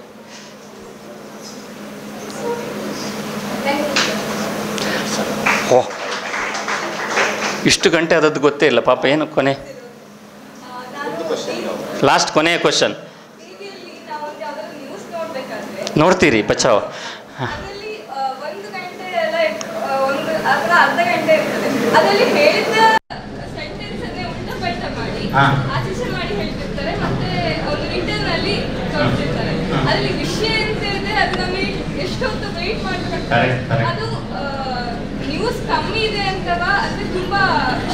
ನಿಮ್ಮ ಪಾಯಿಂಟ್ ಕರೆಕ್ಟ್. ಇದು ಏನು ಹೇಳಿದ್ರೆ ಇದು ತುಂಬ ಅದು ಕೂಡ ಜನಸಾಮಾನ್ಯರಿಗಾಗಿ. ಯಾಕೆ ಹೇಳಿದರೆ ನೀವು ಜನರ ಮನಸ್ಸು ಚಂಚಲ. ಪೇಪರಲ್ಲಿ ಬರೆದ್ರೆ ಒಂದು ಸರಿ ಬರೆದ್ರೆ ಅರ್ಥ ಆಗ್ತದೆ. ಟಿ ವಿಯಲ್ಲಿ ಪದೇ ಪದೇ ಯಾಕೆ ಹೇಳ್ತಾರೆ ಹೇಳಿದರೆ, ಟಿ ವಿ ಈಗ ಆನ್ ಮಾಡಿದವ ಅರ್ಥ ಆಗಬೇಕು ಅಂತ. ಇನ್ನೊಂದು ಏನು ಹೇಳಿದರೆ TRP ಇರ್ತದೆ. ಈಗ ನಾವು ಪೂರ್ತಿ ಈಗಲೇ ಹೇಳಿಬಿಟ್ರೆ ಅವ ಇದು ಮುಗೀತು, ಇನ್ನೊಂದರಲ್ಲಿ ಏನು ಬಂತು ಅಂತ ನೋಡ್ತಾನೆ ಅಂತ ಇನ್ನೊಂದು ಸ್ವಿಚ್ ಆನ್ ಆಗ್ತಾರೆ ಅಗೇನ್ ಜನರಿಗೋಸ್ಕರ. ಇದು ಎಲ್ಲ ಮಾಡೋದು ಸರ್ವೈವ್ನೆಸ್ ಪಾಪ. ಅಂದರೆ ನಿಮಗೆ ಅವ್ರಿಗೆ ಗೊತ್ತಿದೆ, ಅವರು ತುಂಬ ಕಲ್ತಿರ್ತಾರೆ, ತುಂಬ ನೋಡಿರ್ತಾರೆ. ಅಗೇನ್ ಅವ್ರಿಗೆ ಸಮಸ್ಯೆ ಏನು ಹೇಳಿದರೆ ನಮ್ಮನ್ನು ಬಿಟ್ಟು ಹೋಗ್ತಾರೆ ಪಾಪ, ನಮ್ಮನ್ನು ಬಿಟ್ಟು ಹೋಗ್ತಾರೆ. ನಂದು ನಾಳೆ TRPಯಲ್ಲಿ TVP ಅಂತ ಹೇಳ್ತಾರೆ. ಈಗ ಅದರಲ್ಲಿ ನೋಡುವಾಗ ನಮ್ಮದು ಅಂಕ ಕೆಳಗೆ ಇಟ್ಟರೆ ನಾಳೆ ಕೆಲಸದಿಂದ ವಜಾ ಮಾಡೋದು ಇವನನ್ನು. ಹಾಗಾಗಿ ಅವರು CEO ಇದ್ದಾರೆ, ಅದಕ್ಕೆ ಟಾರ್ಗೆಟ್ ಇದೆ. ಅವರೆಲ್ಲ ಕೆಲಸ ಮಾಡುವಾಗ ಇದು ತುಂಬ ಕಡೆ ನೋಡಿ ಇದು ಮಾಡಿದೆ. ಈಗ ಸಾಧಾರಣ ಯೂಟ್ಯೂಬ್ಗಳಲ್ಲಿ ಬರಲಿಕ್ಕೆ ಶುರುವಾಗಿದೆ. ಈಗ ಕೇಬಲ್ಗಳನ್ನೆಲ್ಲ ಕಟ್ ಮಾಡಿದ್ದಾರೆ, ಇದೆಲ್ಲ ಸ್ವಲ್ಪ ಕಮ್ಮಿ ಆಗಿದೆ. ಹಾಗಾಗಿ ಅಲ್ಲಿ ಸ್ವಲ್ಪ ಸ್ವಚ್ಛವಾದ ನ್ಯೂಸ್ಗಳು ಬರಲಿಕ್ಕೆ ಶುರು. ಅಂದರೆ ಅಗೇನ್ ನೀವು ನೋಡ್ತೀರಿ, ಒಬ್ಬರೇ ಸ್ವಿಚ್ ಆನ್ ಮಾಡದೆ ನೋಡ್ತಾ ಇದ್ದೀರಿ ಅಂದರೆ ಅದನ್ನೇ ಅಲ್ಲಿ TRP ಸಮಸ್ಯೆ ಇರೋದಿಲ್ಲ, ವ್ಯೂಸ್ ಇರ್ತದೆ. ಆ ವ್ಯೂಸ್ ಬಂದರೆ ಆಯ್ತು ಅವರಿಗೆ. ಆ ಥರ ಅಂದರೆ ಪ್ರತಿಯೊಂದು ಕೂಡ ಸಮಾಜಕ್ಕೆ ಅನುಗುಣವಾಗಿ ಅವರು ಇದು ಮಾಡ್ತಾಯಿದ್ದಾರೆ. ಏನು ಅಷ್ಟು ಸಣ್ಣ ವಿಷಯ ಗೊತ್ತಾಗೋದಿಲ್ಲ ಅಂತ ನಮ್ಗೆ ಅನಿಸ್ತದೆ, ಅದರ ಹಿಂದೆ ದೊಡ್ಡ ವಿಷಯಗಳಿರ್ತದೆ. ನೀವು ಹೇಳಿದ ಪಾಯಿಂಟ್ ಕರೆಕ್ಟ್, ಆದರೆ ಅದರ ಹಿಂದೆ ತುಂಬ ವಿಷಯಗಳಿರ್ತದೆ. Thank you.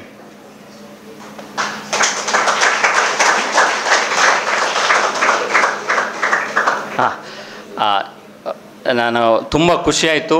ಈ ಲಾ ಕಾಲೇಜ್ ಹೇಳಿದರೆ ನಾನು ಲಾ ಕಾಲೇಜಿಗೆ ಹೋದವನೇ, ಆದರೆ ಫೈನಲ್ ಇಯರ್ ಬರುವಾಗ 1-2 ಫಿಲ್ಮ್ ಶೂಟಿಂಗಲ್ಲಿ ಹೋಗಿದ್ದೆ. ಜನ್ಮದಾತ, ಟುವಿ ಅಂತ. ನಾನು ಮೊದಲಿಂದ ಅಪ್ಪ ಯಕ್ಷಗಾನ ಮಾಡ್ತಾಯಿದ್ರು. ಹಾಗೆ ಫೈನಲ್ ಇಯರ್ ಕಂಪ್ಲೀಟ್ ಮಾಡಲಿಕ್ಕಾಗಲಿಲ್ಲ. ಆ ಸಂದರ್ಭದಲ್ಲಿ ನನ್ನ ಸೀನಿಯರ್ ಒಬ್ಬರು ಕಂಪ್ಲೀಟ್ ಮಾಡದಿದ್ದವರು ಜರ್ನಲಿಸಮ್ ಬಂದಿದ್ದರು. ನೀನು ಬಾ ಮಾರಾಯ ಅಂತ ಹೇಳಿದರು ನಮಗೆ ಗುರು. ಅಂದರೆ ನಾನು ಮೀಡಿಯಾ TV ಸಿನಿಮಾಗಳಲ್ಲಿ ತುಂಬ 1-2 ತಿಂಗಳು ಮಾಡಿದ್ದೆ ಉಮೇದಲ್ಲಿ. ಸೊ ಹಾಗೆ ಹೋಗಿದ್ದನಾಗಿ ಕಂಪ್ಲೀಟ್ ಮಾಡಲಿಲ್ಲ. ಆದರೆ ವಿಜಯ ಕರ್ನಾಟಕದಲ್ಲಿ ಬಂದೆ. ಆವಾಗ ನಮ್ಮ ಎಕ್ಸ್ಪೀರಿಯೆನ್ಸ್, ನಾನು ಸಂಸ್ಕೃತ ಕಾಲೇಜ್ ಸಾಹಿತ್ಯ ಇದೆಲ್ಲ ಮಾಡಿ ಕಲ್ತಿದ್ದೆ.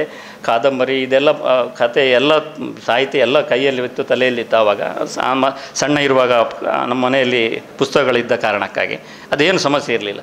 ಹಾಗೆ ತಕ್ಷಣ ಬರದೆ ವಿಜಯ ಕರ್ನಾಟಕದಲ್ಲಿ ಕೆಲಸ ಸಿಕ್ತು. ಅದ್ರಾಗ ಟೈಮ್ಸ್ ಗ್ರೂಪ್ ಅಂತ ಬಂತು. ಆವಾಗ ಅಲ್ಲಿ ಡಿಗ್ರಿ ಮಸ್ಟ್ ಅಂತ ಹೇಳಿದರು. ಪುನಃ ಹೋಗಿ ಬರೆದೆ ಕಾಲೇಜಿಗೆ, ಬರೆದು ಪಾಸಾದೆ. ಆದರೆ ನನ್ನ ಜೂನಿಯರ್ ಆಗಿದ್ದವಳು ಮೇಲ್ವಿಚಾರಣೆಗೆ ಬಂದಿದ್ಲು.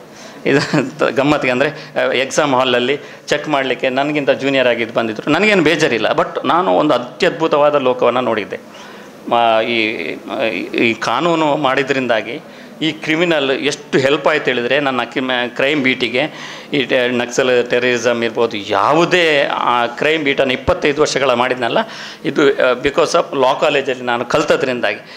ಆದರೆ ಇದು IPC CRPSಲ್ಲಿ ಫಸ್ಟ್ ಅಟೆಂಪಲ್ಲಿ ಪಾಸ್ ಆಗಿದ್ದೇನೆ, ಅದು ವಿಷಯ ಬೇರೆ. ಅಂದರೆ ನಮಗೆ ಇಷ್ಟವಾದದನ್ನು ಯಾವುದು ಕೂಡ ಮಾಡಬೇಕಾದ್ರೆ ಅದು ಪ್ರತಿಯೊಂದನ್ನು ನಾವು ತಗೊಳ್ಬೇಕು. ಅಂದರೆ ಡಿಗ್ರಿ ಸರ್ಟ್ ಈಗ ಅಗತ್ಯ ಇದೆ, ಆವಾಗೆಲ್ಲ ಅಗತ್ಯ ಇರಲಿಲ್ಲ. ನಾವು 25 ವರ್ಷದ ಹಿಂದೆ ಕಲಿಯುವಾಗ ಯಾವುದು ನಾವು ತಲೆಯಲ್ಲಿ ಇಟ್ಸ್ಕೊಳ್ತಿರೋ ಅದಕ್ಕೆ ಅಗತ್ಯ ಆಗಿತ್ತು. ಕೊನೆಗೆ ಈಗ ಡಿಗ್ರಿ ಕಂಪಲ್ಸರಿ ಆ ಥರ ಎಲ್ಲ ಬಂದದ್ರಿಂದಾಗಿ ಆಗಲೇ ಬರ್ತಿದ್ರೆ ನಾನು ಆಗಲೇ ಕಂಪ್ಲೀಟ್ ಮಾಡ್ತಾಯಿದ್ನು. ಅಂದರೆ ಆ ಥರ. ಬಟ್ ನನಗೆ ಕಲ್ತದ್ದನ್ನು ಯಾವುದನ್ನು ಬಿಟ್ಟಿಲ್ಲ. ಆ ಬದುಕಿನಲ್ಲಿ ನಾನು ಅಳವಡಿಸ್ಕೊಂಡೆ. ಸಂಸ್ಕೃತ ಕಾಲೇಜಿನ ಸಾಹಿತ್ಯ ಇದೆಲ್ಲ ಏನು ಕಲ್ತಿದ್ನೋ, LLBಯಲ್ಲಿ ಕಲ್ತಿದ್ನೋ ಎಲ್ಲವನ್ನು ನಾನು ನಿಜ ಜೀವನದಲ್ಲಿ ಅಳವಡಿಸ್ಕೊಂಡೆ. ಖಾಲಿ ಮಾರ್ಕ್ಸಿಗೋಸ್ಕರ ಅಂತ ನಾನು ಕಲೀಲಿಲ್ಲ. ನಾನು ನೋಡಿದ್ದನ್ನೆಲ್ಲ ಏನು ಬೇಕು ಅದನ್ನೆಲ್ಲ ಕಲ್ತ್ಕೊಂಡೆ. ನೀವು ಕೂಡ ಅಷ್ಟೇ, ಎಲ್ಲವನ್ನು ಪ್ರತಿಯೊಂದು ವಿಚಾರವನ್ನು ಕಲೀರಿ. ಪ್ರತಿಯೊಬ್ಬ ಪ್ರಜೆಯನ್ನು ನೋಡಿ ಕಲೀರಿ. ಒಬ್ಬ ಡ್ರೈವರ್, ಒಬ್ಬ ಮಾಸ್ಟ್ರು, ಒಬ್ಬ ಇವನು ಅವರು ಹೇಗೆ ಪಾಠ ಮಾಡ್ತಾರೆ ಅಂದರೆ, ಮಾಸ್ಟ್ರು ಕೂಡ ಅಷ್ಟೇ ಪದೇ ಹೇಳ್ತಾರೆ ಕೆಲವರು, ಅಂದರೆ ನಿಮ್ಗೆ ಅರ್ಥ ಆಗಲಿ ಅಂತ. ಹಾಗಾಗಿ ನೀವು ಕೂಡ ಅಷ್ಟೇ ಯಾವುದನ್ನು ಕೂಡ ಬೇಕಾದನ್ನು ನೀವು ಕಲ್ತ್ಕೊಳ್ಳಿ. ನೀವು ಜೀವನದಲ್ಲಿ ಉದ್ಧಾರ ಆಗಿ. ಮುಖ್ಯವಾಗಿ ನಾನು ಹೇಳೋದು, ಹಳ್ಳಿ ಕಡೆಯಿಂದ ಬಂದವರು, ರಿಮೋಟ್ ಏರಿಯಾದಿಂದ ಬಂದವರೇ ರಾಜ್ಯವನ್ನು, ದೇಶವನ್ನು ಆಳ್ತಾ ಇದ್ದಾರೆ. ನೀವು ಅಬ್ದುಲ್ ಕಲಾಂ ಇರ್ಬೋದು, ನೀವು ಕೂಡ ಅಷ್ಟೇ. ನೀವು ಹಳ್ಳಿ ಪ್ರದೇಶದಿಂದ ಬಂದವರು, ನೀವು ಕೂಡ ಖಂಡಿತ ಮುಂದೊಂದು ದಿನ ನಮ್ಮ ದೇಶವನ್ನು ಪ್ರೀತಿಯಿಂದ ಅಳಿಸಬೇಡಿ, ಒಳ್ಳೆಯ ಕೆಲಸಗಳನ್ನು ಮಾಡಿ ಅಂತ ಹೇಳ್ತಾ ನಿಮಗೆ ಶುಭಾಶಯನ್ನು ಕೊಡ್ತಾ, ಇಂಥ ಅವಕಾಶ ಮಾಡಿಕೊಟ್ಟಂಥ ವಿಜಯನಾರಾಯಣ ಅವರನ್ನು ನೋಡುವಾಗಲೇ ನನಗೆ ತುಂಬ ಖುಷಿ ಆಗ್ತಾಯಿದೆ. ಅವರ ಒಂದು ಸಂಸ್ಕಾರ, ಮಾತನಾಡುವ ಶೈಲಿ, ಅವರ ಒಂದು ಉದಾತ್ತ ಚಿಂತನೆಗಳು 1-2 ಹಂಚಿಕೊಂಡ್ರಷ್ಟೇ ನಿಮಗೆ ಅಂಥ ಕರೆಸ್ಪಾಂಡೆಂಟ್ ಸಿಕ್ಕಿರೋದು ಪುಣ್ಯ. ಲಕ್ಷ್ಮೀಕಾಂತ್ ಅವರು ಪದೇ ನಮ್ಮನ್ನು ಬನ್ನಿ ಅಂತ ಹೇಳಿದರು. ಅವರು ನನಗೆ ಮರ್ತೋಗಿರ್ತದೆ ಆ್ಯಕ್ಚುಲಿ, ನೀವು ಹೇಳಿದಾಗ ನೆನಪಾಯಿತು. ಸೊ ಅವರಿಗೆ ಒಳ್ಳೆಯ ವಿಚಾರಗಳನ್ನು ಹೇಳಿಸ್ಬೇಕು ಅಂತ ಅವರಿಗೂ ಆಸಕ್ತಿ ಇತ್ತು. ಸುದೇಶ್ ಅವರು ಕೂಡ ಅಷ್ಟೇ, ನಮ್ಮ ಪತ್ರಕರ್ತರ ಸಂಘದ ಪದಾಧಿಕಾರಿಗಳು. ಮತ್ತು ಮೇಡಮ್, ನೀವು ಕೂಡ ಪ್ರಿನ್ಸಿಪಾಲ್, ನೀವು ಒಂದು ಕ್ಯೂರಿಯಾಸಿಟಿ, ನೀವು ನೋಡುವಾಗ, ನನ್ನ ಹತ್ರ ಮಾತಾಡುವಾಗ ಕಾನೂನಿನ ಬಗ್ಗೆ ನೀವು ಅಂಥ ಒಂದು ಆಸಕ್ತಿ ಇದ್ದರೆ ಮಾತ್ರ ಮಕ್ಕಳಲ್ಲಿಯೂ ಕೂಡ ನೀವು ಅಂಥ ಆಸಕ್ತಿಯನ್ನು ಬಿತ್ತರಿಸಲಿಕ್ಕೆ ಸಾಧ್ಯ ಅನ್ನೋದು ಖಂಡಿತ. ಇವರು ಒಂದು ಮಾತು ಹೇಳಿದರು ಸುದೇಶ್ ಅವರು, ಅವರ ಏನು ಒಬ್ಬ ಹುದ್ದೆಯನ್ನು ಸ್ಪಷ್ಟವಾಗಿ ಹೇಳಿ ಅಂತ. ನೆಕ್ಸ್ಟ್ ಅದನ್ನು ಪಾಲನೆ ಮಾಡಿದರು. ಕಮಾಂಡ್ ಪಾಲನೆ ಮಾಡೋದೇ ಅಷ್ಟೇ ಒಳ್ಳೆಯ ವಿದ್ಯಾರ್ಥಿಗಳ ಲಕ್ಷಣ.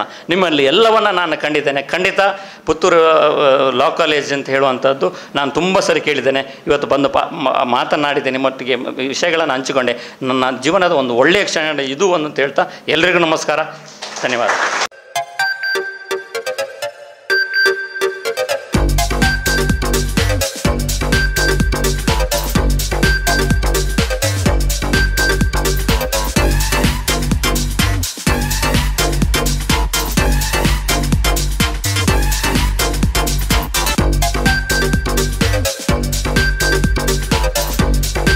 Navratan Electrical and Plumbing, wholesale dealers in electricals, plumbing, hardware, home appliances, sanitary LED lights and electronics. All brands electronics and electrical items are under one roof. Navratan Electrical and Plumbing, opposite Sachin Traders, Main Road, Darbe, Puttur. Contact 8105973951, 9481644951, 9663814451, 08251 200 551.